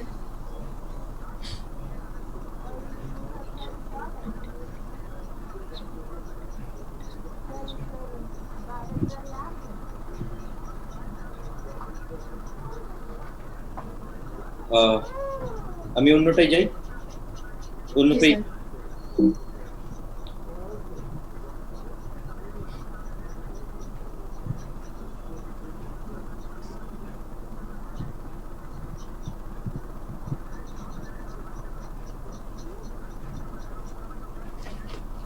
স্যার জব ইভ্যালুয়েশনটা ইটস নট কম্পালসারি। সো এটা স্যার যদি অ্যাজ এ এমপ্লয়ির দৃষ্টিকোণ থেকে আমি দেখি, সো আমার জন্য কি এটা কম্পালসারি হওয়া উচিত? না, আপনার জন্য না, এটা আপনার জন্য না, বা অনেক প্রতিষ্ঠানের জন্য না। ব্যাপারটা হচ্ছে যে অনেক প্রতিষ্ঠান যখন তাদের স্যালারি স্ট্রাকচারটাকে ডিফাইন করে তখন তারা কিভাবে করবে এইটা করার জন্য বেসিক্যালি জব ইভ্যালুয়েশন করা হয়। মানে আমি যে একজনকে স্যালারি দিব এই স্যালারিটা কত হবে, কিন্তু পারফরমেন্স অ্যাপ্রাইজালটার ক্ষেত্রে তো তা না। আপনি পারফর্ম করছেন কিনা এটা তো আমাকে জানতেই হবে, এবং আপনি যদি পারফর্ম না করেন তাহলে তো আপনাকে আমি টার্মিনেট করব, অথবা আপনাকে ডিমোশনসে পাঠাবো, অথবা আপনাকে like this. So day to day affairs এর জন্য আসলে আমাদের পারফরমেন্স অ্যাপ্রাইজালটা করাই মানে করতেই হয়, কিন্তু জব ইভ্যালুয়েশনটা তো এভাবে করতে হয় না। আর যদি স্মল অর্গানাইজেশনস হয় তাদের পক্ষে জব ইভ্যালুয়েশন করা সম্ভব না, কারণ জব ইভ্যালুয়েশন করার জন্য যারা কমিটিতে থাকে তাদের এক্সপার্টাইজ লেভেলটা অনেক বেটার হতে হয়। এত সোজা না একটা জবকে রিলেটিভলি র্যাঙ্কিং করা। এই জবের যে এই যে এখনই আমরা মেথডস গুলো আলোচনা করব, ধরেন এই ফ্যাক্টর কম্পারিজনে 5টা থেকে 7টা মেথডস নিয়ে মানে ফ্যাক্টরস নিয়ে কাজ করা। এখানে মেন্টাল অ্যাবিলিটি জাজ করতে হয়, ফিজিক্যাল অ্যাবিলিটি জাজ করতে হয়, টেকনিক্যাল ক্রিটিক্যাল অ্যাবিলিটি জাজ করতে হয়। এখন এইটাকে বোঝার ক্ষমতা কি সব মানুষের আছে? Not necessarily. এবং এই কমিটিতে থাকতে হয় বড় বড় মানুষ। বাংলাদেশে যে পে স্কেল ঘোষণা করে দেখবেন যে এখানে এই যে কমিটিতে কারা থাকে দেখবেন, ওইটাই তো বেসিক্যালি জব ইভ্যালুয়েশন। তো একজন ইকোনমিস্টকে থাকতে হয়, একজন এক্সপার্টাইজ পারসন যিনি এই জবগুলোতে অনেক দিনের এক্সপিরিয়েন্স তাকে থাকতে হয়, সাথে সাথে কিছু একাডেমিক্সকে থাকতে হয়, কিছু কনসালটেন্টকে থাকতে হয়। তো সব প্রতিষ্ঠানের পক্ষে তো জব ইভ্যালুয়েশন করা সম্ভব না। তাইলে তারা কি করে? তারা যেটা করে একটা রেডিমেড একটা স্ট্রাকচার হায়ার করে, এটাকেই তারা over the period of time এটাকে অ্যাপ্লিকেশন মানে অ্যাপ্লাই করে যাচ্ছে। এই বাট ছোট হোক বড় হোক, ইভেন ওই যে আপনি আপনার বাসার নিচে যে ওই যে গ্রোসারি শপটা আছে, আপনি যদি সেখানে যান দেখবেন যে ওখানেও কিন্তু ওই ওই ওই ওই গ্রোসারি শপের যে বাচ্চা ছেলেগুলো জব করে বা ওখানে যে যাই নাম দেন তাদেরও কিন্তু পারফরমেন্স অ্যাপ্রাইজাল হয়। এন্ড অফ দ্য ইয়ার কিন্তু 200-300 টাকা তাদের বেতন বাড়ে। কিসের ভিত্তিতে? না এই ছেলেটা রেগুলার ভালো কাজ করেছে বা ও কাস্টমারকে ভালো হ্যান্ডেল করে। এই দেখেন, দিস আর দ্য ক্রাইটেরিয়া। এগুলোর উপর বেস করে কিন্তু ওর বেতনটাকে বাড়ানো। This is personal performance appraisal. ঠিক আছে, বুঝতে পেরেছেন? জি স্যার, জি জি জি sir. Okay. Now it's time to talk about the methods. Chapter methods is another. These are the century-old methods. এর পরবর্তীতে আর নতুন কোনো মেথডস তৈরি হয়নি until today. So এই মেথডস গুলো আমাদেরকে সবাই ইউজ করছে। এর মধ্যে র্যাঙ্কিং মেথড এবং ক্লাসিফিকেশন মেথড, এই দুটাকে বলা হচ্ছে kind of non-quantitative methods or non-analytical method, and point method and factor comparison method এই দুটাকে বলা হচ্ছে quantitative methods বা analytical method. রিজন হচ্ছে ranking method and classification method, এই দুইটাতে ম্যাথমেটিক্যাল বা অ্যানালিটিক্যাল কোনো এক্সপ্লানেশনের প্রয়োজন হয় না, বা আমরা ওইরকম কোনো কিছু করিও না। বাট যখনই ফ্যাক্টর কম্পারিজন এবং পয়েন্ট মেথড আমরা ব্যবহার করি, তখন এইটা বেসিক্যালি আমরা ম্যাথমেটিক্যাল ক্যালকুলেশনসকে বেস ধরে আমরা এই দুইটা মেথডস ইউজ করে থাকি যখন আমরা জবকে ইভালুয়েট করি। এর মধ্যে হাইলি ইউজড মেথডস হচ্ছে পয়েন্ট মেথড, এবং আর একটু মানে কম used but is better than the 1 and 2 হচ্ছে ফ্যাক্টর কম্পারিজন মেথড। আর সবচেয়ে ওল্ড মেথডস হচ্ছে র্যাঙ্কিং মেথড, দীর্ঘদিন ধরে এটা হচ্ছে। তো অর্গানাইজেশনে অনেক অর্গানাইজেশনস আছে যারা কমপ্লেক্সিটিস এর মধ্যে যেতে চায় না, বা they don't have any other intentions, তারা র্যাঙ্কিং মেথড দিয়ে করে ফেলে। আবার কিছু কিছু জায়গায় ক্লাসিফিকেশন মেথড ইউজ হচ্ছে ইদানিংকালে, এখনো হচ্ছে, কিন্তু মোস্টলি ইউজ হয় পয়েন্ট মেথডস। ঠিক আছে, দিজ আর 4 মেথডস। এখন আমরা যদি আলোচনা করি one by one. Ranking method, okay, first of all ranking method.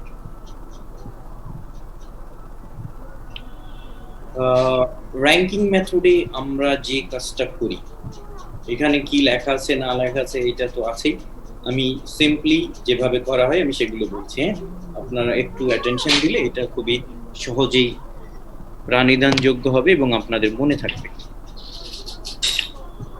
যে কোনো মেথড, সেটা র্যাঙ্কিং হোক, যেটা যাই হোক, অলওয়েজ মাথায় রাখবেন একটা জিনিস, যে এখানে আমরা যেটা করব সেটা হচ্ছে আমরা ওই যে জব অ্যানালিসিস আছে না, যেটা বারবার বলছি আমরা, জব অ্যানালিসিসের যে ইনফরমেশনস আমাদের মিনস আমাদের যে কি বললাম আমরা, যে জব স্পেসিফিকেশন এন্ড জব ডেসক্রিপশনের যে তথ্যটা আছে না, এইটা আমাদেরকে সবার আগে কালেক্ট করতে হবে। মানে যে কোনো মেথডস, যে মেথডেই আমরা জবটাকে ইভালুয়েট করি, সবার আগে আমরা যে কাজটা করব, আমরা হচ্ছে ওই ইনফরমেশনসটা কালেক্ট করব, যে আসলে জবটা কেমন এবং জব যে করবে সে কেমন হবে।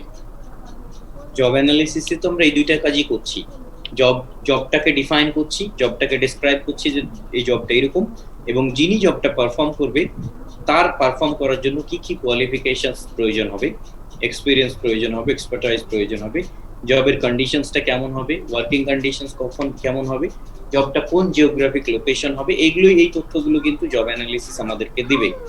যখনই জব অ্যানালিসিসের এই তথ্য আমাদের কাছে চলে আসবে, তখন আমরা যে কাজ করব, এই তথ্যগুলোকে মাথায় রেখে ওই প্রতিষ্ঠানের যে জবগুলো আছে, এই জবগুলোকে আমরা র্যাঙ্ক অর্ডারে ক্লাসিফাই, র্যাঙ্ক অর্ডারে আনবো, নাম্বার 1 থেকে নাম্বার হাইস্ট টু লোয়েস্ট আর লোয়েস্ট টু হাইস্ট।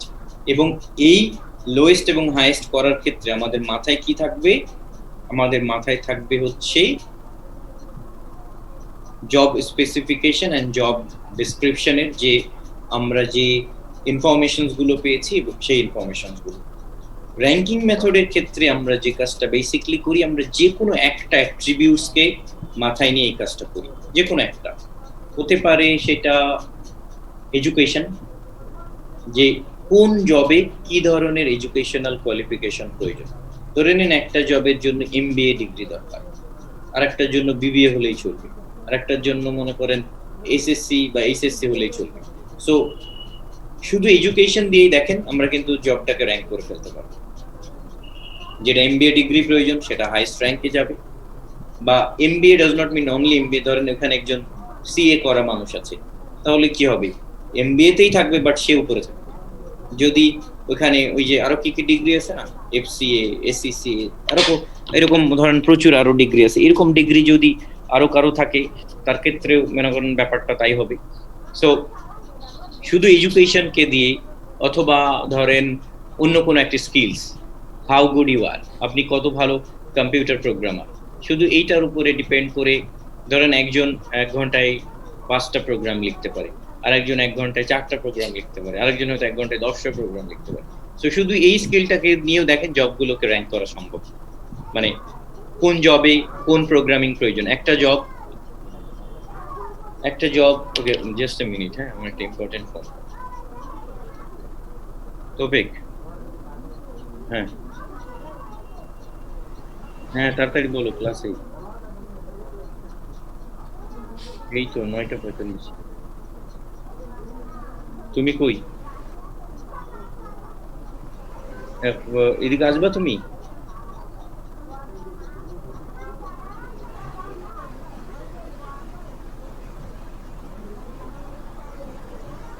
কি করবা?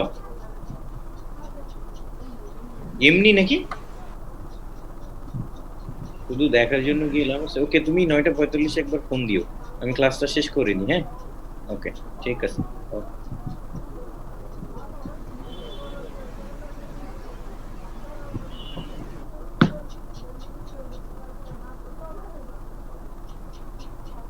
ওকে, সো সরি। হ্যাঁ, দেন আমরা কি করব? আমরা জব ইনফরমেশনসটা নিলাম, নিয়ে তারপরে আমরা ওই ইনফরমেশনস এর মধ্যে একটা ফ্যাক্টরকে চুজ করলাম। সেটা এডুকেশন হতে পারে, সেটা স্কিলস হতে পারে, সেটা হতে পারে জবের সাথে যে রিস্ক অ্যাসোসিয়েটেড সেটা হতে পারে। এইটাকে মাথায় নিয়ে প্রথমে ইনফরমেশনটা গ্যাদার করলাম, তারপরে একটা ফ্যাক্টরসকে আইডেন্টিফাই করলাম, সেটা ইটস আপ টু ইউ, যেটা হতে পারে। তারপরে ওই ফ্যাক্টরসটাকে স্ট্যান্ডার্ড ধরে জবগুলোকে র্যাঙ্ক করলাম। যখনই র্যাঙ্ক হয়ে গেল, এইবার আমাদের যে কাজটা সেটা হচ্ছে যে র্যাঙ্ক অনুযায়ী আমাদের হয়তো পরবর্তী সেশন, আমাদের একটা সেশন থাকবে যেটাতে আমরা রেমিউনারেশন, ওয়েজেস স্ট্রাকচার নিয়ে কথা বলবো, কিভাবে আসলে বেতনগুলোকে অ্যাডমিনিস্টার করা হয়, কিভাবে স্যালারিটা সেট করা হয়। তো যখনই আমাদের ওই স্ট্রাকচারটা থাকবে প্রায়র ইন হ্যান্ড, যে এই জবের জন্য কত টাকা স্যালারি, এই জবের জন্য কত, তখন ওই যে র্যাঙ্ক করলাম আমরা 1 থেকে 10 বা 10 থেকে 1, তখন ওই র্যাঙ্ক অনুযায়ী প্রত্যেকটা জবের পাশে পাশে আমরা মনিটারি ভ্যালু যেটা, এটাকে বসিয়ে দেব। হয়ে গেল র্যাঙ্কিং মেথড। সো ধরে নিন যে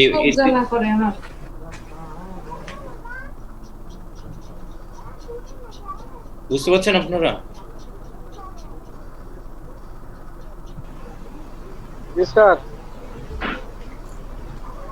thank you Palash, thank you. At least আপনি আমার উদ্ধার করলেন, কেউ তো কিছু বলছে না।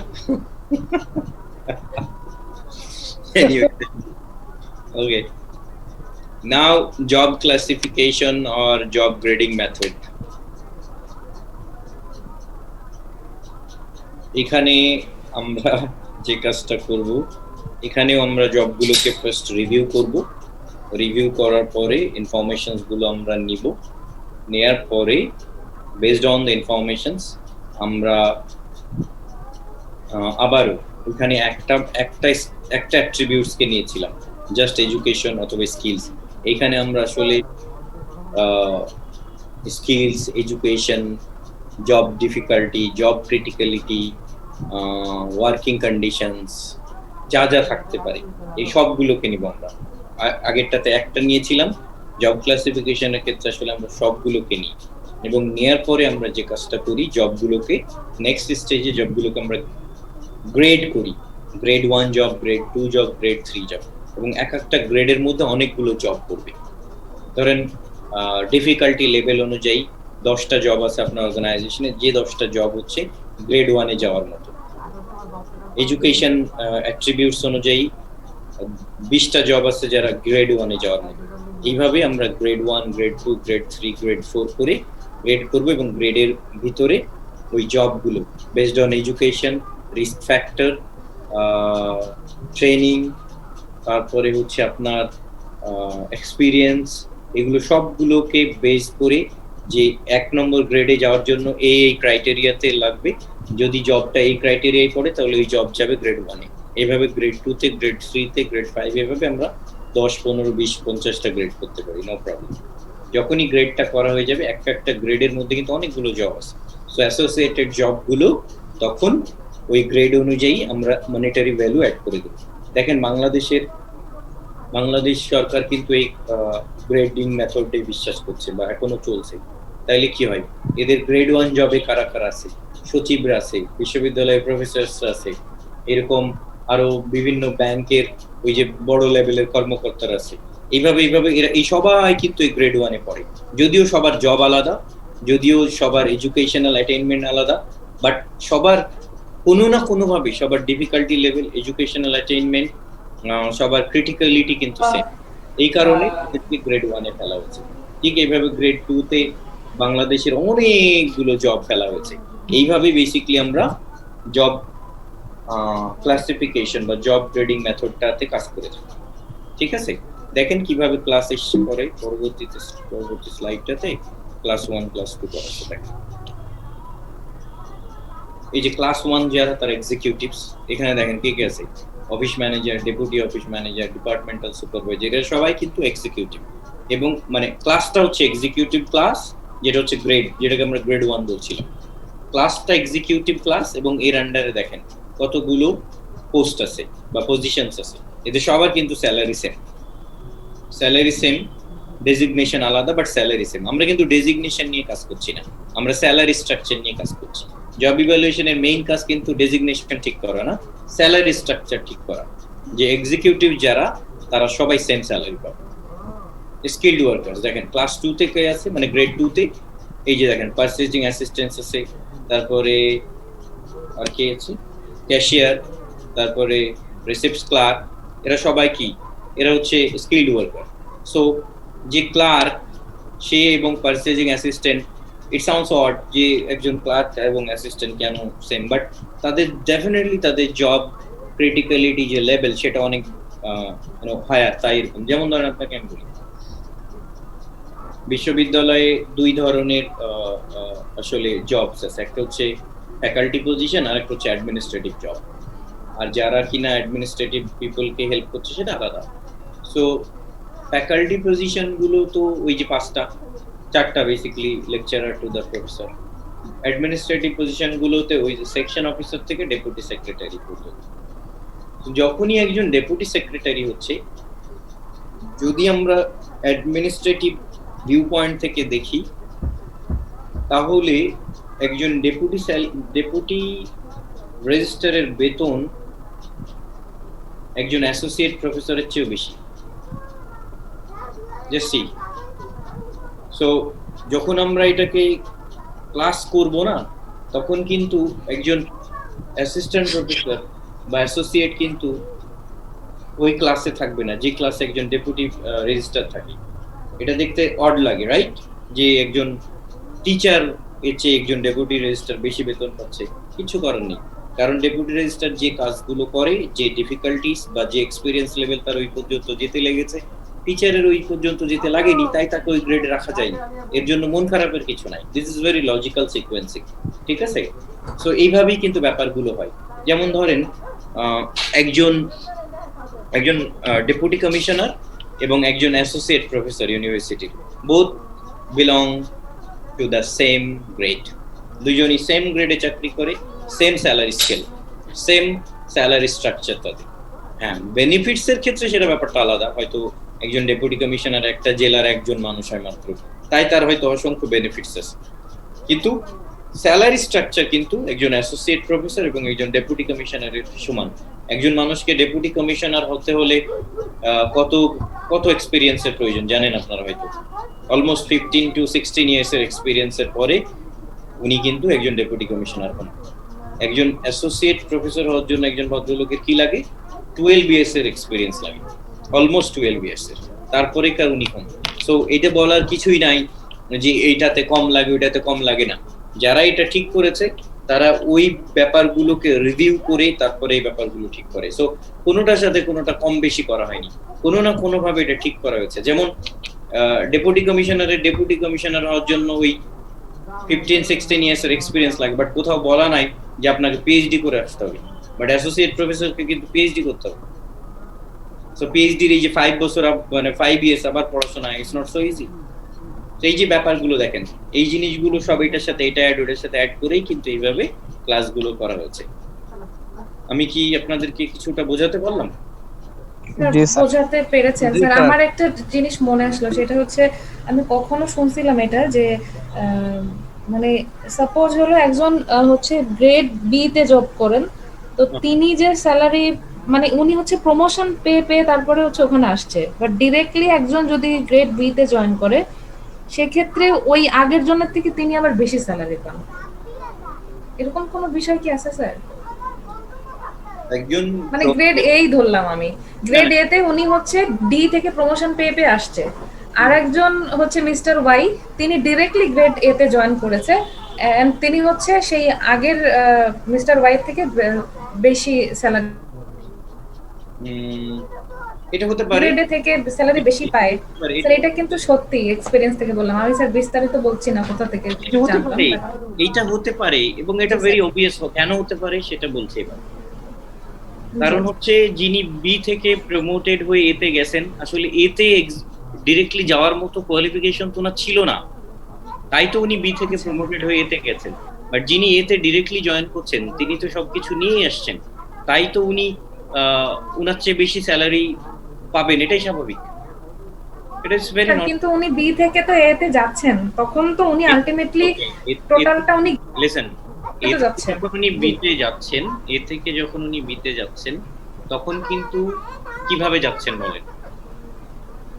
এ থেকে বিতে যাচ্ছেন উনি মানে এতে যাওয়ার জন্য যে কোয়ালিফিকেশনের ল্যাকিংস ছিল উনি সেগুলো মিটিগেট করছে আলটিমেটলি, তারপরে উনি প্রমোটেড হচ্ছে। You are in the right track, you are in the right track. হ্যাঁ, সেই কোয়ালিফিকেশন গুলো উনি অর্জন করে তারপরে বি থেকে প্রমোটেড হয়ে এতে যাচ্ছেন, তাই তো? Right sir. এবং এইখানে উনি যেটা করেছেন সেটা হচ্ছে বেসিক্যালি তার এক্সপেরিয়েন্সেস দিয়ে উনি যাচ্ছেন, মোস্টলি এক্সপেরিয়েন্স এন্ড পারফরম্যান্স। কিন্তু এর জন্য কিন্তু আরো অনেক কিছু প্রয়োজন ছিল, এডুকেশন ছিল। একটু একটু একটু পরে কি আসলে ও আচ্ছা আচ্ছা আচ্ছা আচ্ছা থাকলে এই যে আমরা যেটা একবার আলোচনা করব না, পয়েন্ট মেথড, এই পয়েন্ট মেথডে অলমোস্ট 7 অ্যাট্রিবিউটস আছে। তার মধ্যে 30% দেওয়া হয়েছে আপনার এক্সপেরিয়েন্সের জন্য, 20% পারফরম্যান্সের জন্য, 20% এডুকেশনের জন্য, 5% দেওয়া হয়েছে হচ্ছে কন্ডিশনসের জন্য, আর 15% দেওয়া হয়েছে আপনার এক্সপার্টাইজের জন্য। তো দেখেন, আপনি কোনোটা না কোনোটা কম ছিল, এইগুলো এক্সপেরিয়েন্স দিয়ে কভার করে এখানে যাচ্ছেন, বাট কোনো না কোনো জায়গায় তো আপনার কম এখনো আছেই। এই কারণে এতে ডিরেক্ট আসছে, সে হয়তো এগুলো নিয়ে আসছে, তাই তাকে বেশি স্যালারি দিতে হবে, আপনার কিছু করার নেই। This is system. বুঝতে পেরেছেন? জি জি জি স্যার, এটা মাথায় ছিল অনেক দিন ধরে, আজকে ক্লিয়ার হলো। আপনি কি বুঝেছেন? হ্যাঁ হ্যাঁ স্যার, বুঝতে পেরেছি। শুনতে পাচ্ছেন আমাকে? হ্যাঁ, শুনতে পাচ্ছি। ওকে, অ্যালাউ মি আ মিনিট। হ্যাঁ, I need to drink water. আমি আসছি 1 মিনিট। হ্যাঁ, জি শিওর স্যার।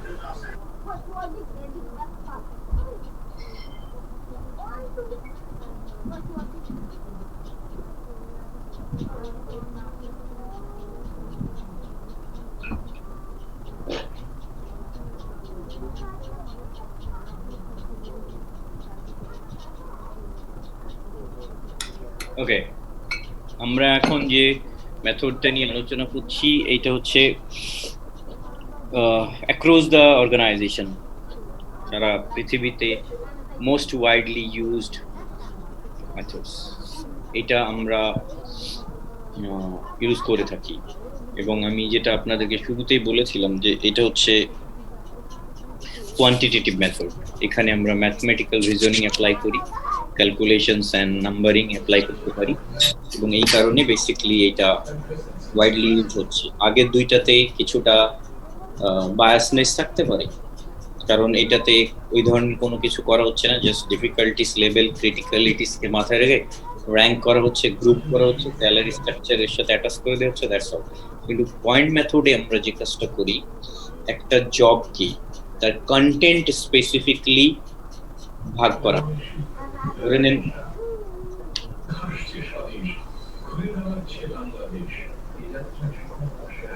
নেন আপনি একটা কোম্পানিতে কমিউনিকেশন অফিসার,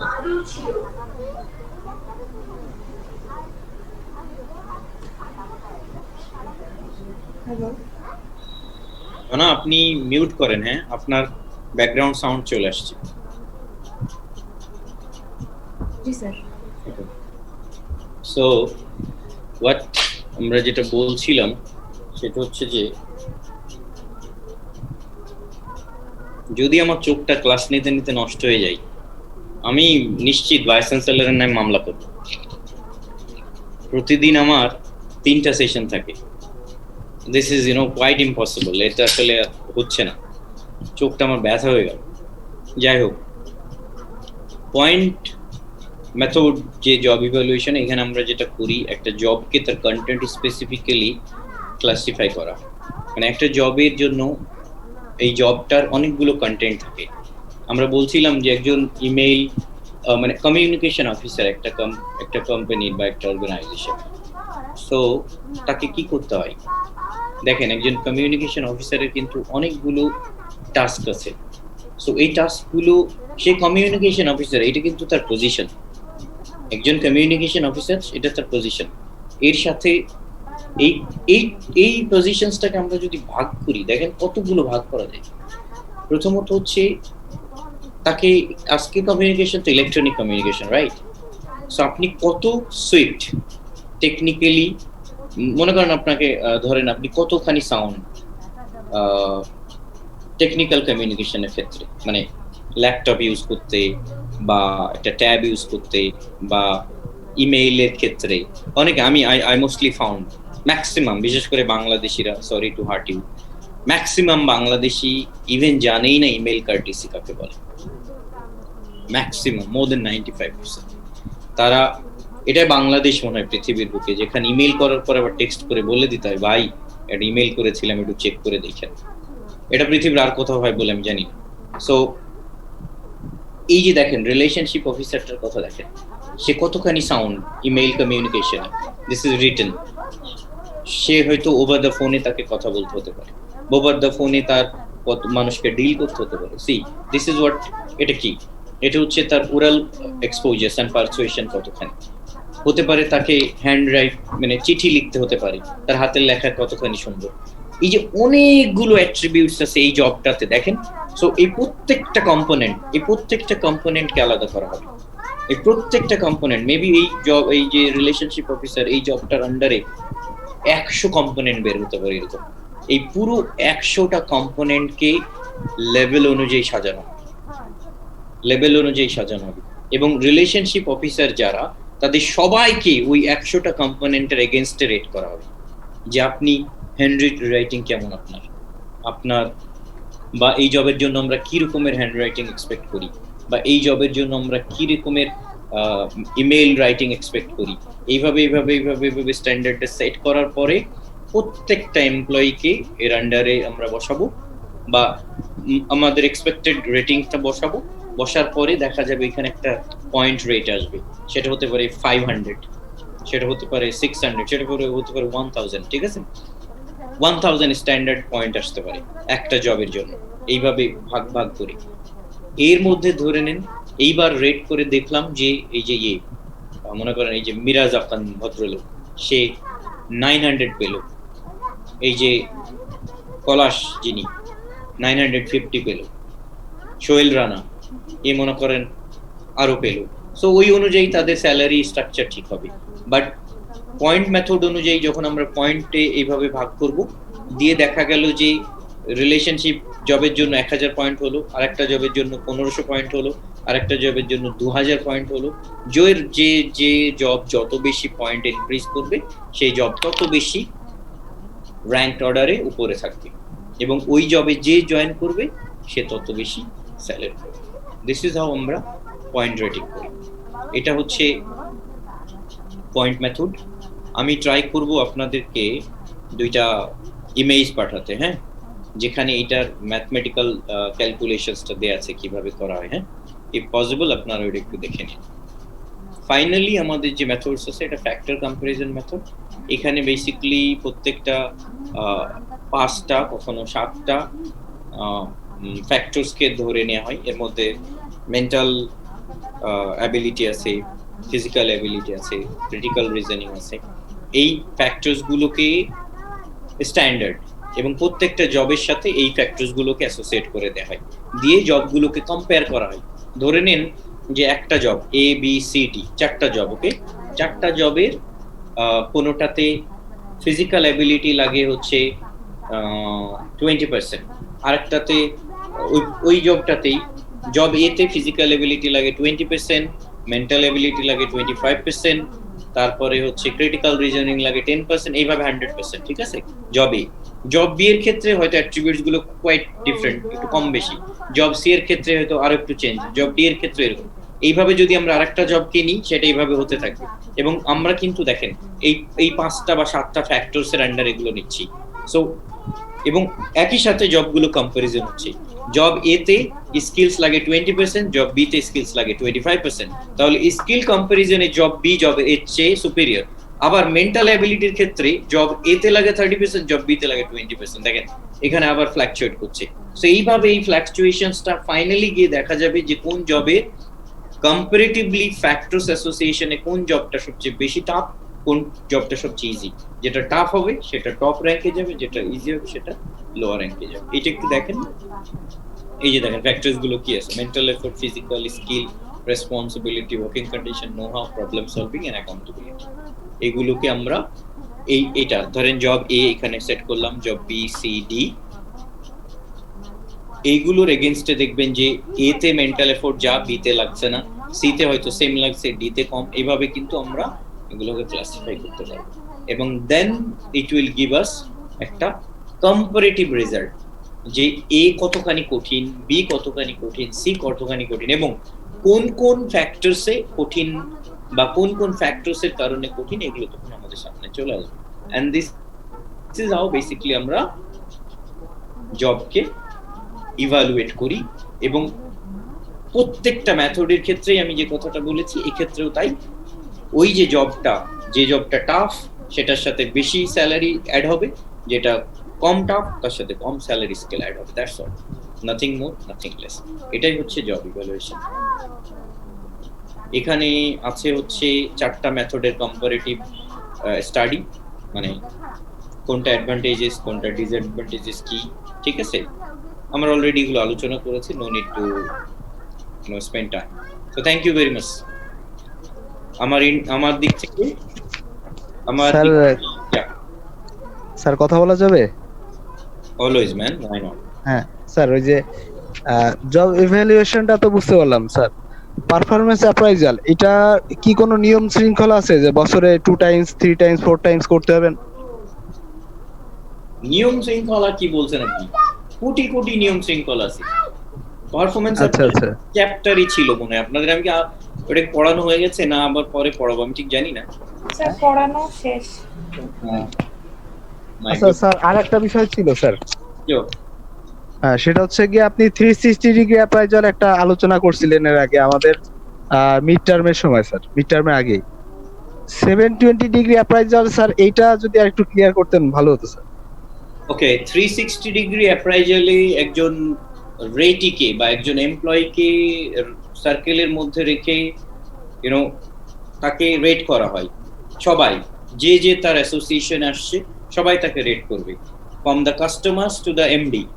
এটাই হচ্ছে 360 degree, means collecting information from every possible sources. This is all about 360 degree. 720 ডিগ্রিটা হচ্ছে একটু আলাদা। 720 ডিগ্রিতে কি হয়, রেটার এবং রেটির মধ্যে ফিডব্যাক অ্যাসোসিয়েশনস থাকে, যেটা 360 ডিগ্রিতে থাকে না। That's all, nothing more. আচ্ছা, তাহলে স্যার এই জায়গায় আমার একটা প্রশ্ন আসে, সেটা হচ্ছে ধরেন আমার কোনো একটা প্রবলেম আছে, আমার বস বা আমার কলিগ তারা আমার অ্যাপ্রাইজাল করলো, করে দেখলো যে আমার একটা প্রবলেম আছে, একটা প্রবলেম সে ফাইন্ড আউট করলো, দেন সেকেন্ড টাইম কি আরেকটা অ্যাপ্রাইজাল সে করবে যে ওই প্রবলেমটা আমাকে সে প্রদান করলো, আমি বুঝতে পারলাম না আমার এখানে উইকনেস আছে, আমার এখানে ডেভেলপ করতে হবে বা সুযোগ আছে, এটা কি সেকেন্ড টাইম সে করতে পারবে স্যার? সেকেন্ড টাইম বলতে এর পরবর্তী যখন অ্যাপ্রাইজ করবে তখন ওইটা অবশ্যই উনি ইনকর্পোরেট করবে। আচ্ছা, তাহলে ওইটা হচ্ছে কি 720 ডিগ্রি অ্যাপ্রাইজাল হয়ে যাবে স্যার? यस, ওইটা 720। আচ্ছা আচ্ছা, বুঝতে পারছি। ক্লিয়ার। আপনার কথা শোনা হবে না 360 ডিগ্রিতে, আপনার কিছু বলার সুযোগ থাকবে না। আচ্ছা আচ্ছা, 720 তে থাকবে স্যার। হ্যাঁ, মানে 360 ডিগ্রি বলি, ধরেন আপনারা আমাকে প্রেজ করবেন, ঠিক আছে, রানা থেকে জাহানা রাপা থেকে সবাই, এবং আমি আমাকে প্রেজ করব, সবগুলো অ্যাড করে এর রেজাল্ট আসবে। 720 ডিগ্রির ক্ষেত্রে রানা আমার ব্যাপারে যেটা বলছে সেটাকে আমি ডিফেন্ড করব। আচ্ছা আচ্ছা, ঠিক বলে ইটস ওকে, যদি না বলে কেন ঠিক হয়নি সেটা আমি বলতে পারবো। এইটাই হচ্ছে 720 ডিগ্রি। বাট আনফরচুনেটলি আসলে this are all subject to be biased, হয় না আসলে। স্যার, বাংলাদেশে কোনো অর্গানাইজেশন আছে যে 720 ডিগ্রি প্র্যাকটিস করে? না, কেউ করে। ইম্পর্টেন্ট থিং ইজ, যেখানে হিউম্যান ইনভলভমেন্ট আছে না, মানে হিউম্যান ইনভলভমেন্ট থাকা মানে সেখানে বায়াসনেস থাকে। বুঝতে পেরেছি? হ্যাঁ, বুঝতে পারছি sir. So that was the job evaluation chapter altogether. I hope you people understood something যেটা আমি ট্রাই করলাম। আর যদি আপনারা বুঝতে না পারেন তাহলে I am always here, let me know. ঠিক আছে? So thank you very much. আমি আপনাদেরকে ইয়ে করছি, হ্যাঁ, এখনই আপনাদেরকে ইমেইলে আমি ওই যে কন্টেন্ট গুলো পাঠিয়ে দিচ্ছি ইনশাআল্লাহ। হ্যাঁ, okay sir, thank you sir. See you tomorrow. Oh, okay, তাহলে কালকে যেহেতু আপনারা সবাই এখানে আছেন, আমরা কালকে থেকে 6:30 তে শুরু করি সেশন। হ্যাঁ, কিছু যদি স্যার হ্যাঁ, স্যার 6:30 থেকে শুরু করলে আমাদের জন্য ভালো হয় স্যার। ওকে, গ্রেট গ্রেট। আমার জন্য ভালো হয়, আমার জন্য ভালো হয়, কারণ হচ্ছে এটা খুবই টাফ। আমি আসলে জানি না, আমি মনে করেছিলাম কি আপনাদের মনে হয় ইয়ে আছে, কি নাম ওটা, আপনাদের আরো এক্সট্রা সেশন আছে, এই কারণে না আমি মনে করে আমি বলছি যে 8টা সময়। মানে রানা আমাকে ঠিক ওইভাবে বলেনি, বললে তো আমি অবশ্যই ইয়ে করতাম, মানে হোয়াট শুড আই সে, আমি অবশ্যই 6:30 তে বলতাম। যাই হোক, না 1500 না। কালকে থেকে তাহলে আমাদের 6:30 সেশন হবে ইনশাআল্লাহ। হ্যাঁ, so thank you very much.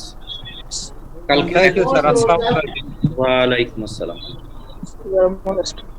ওকে, আপনারা চলে যেতে পারেন, আমার একটু কাজ আছে, তো আমি কাজটা করে নিই এখান থেকে।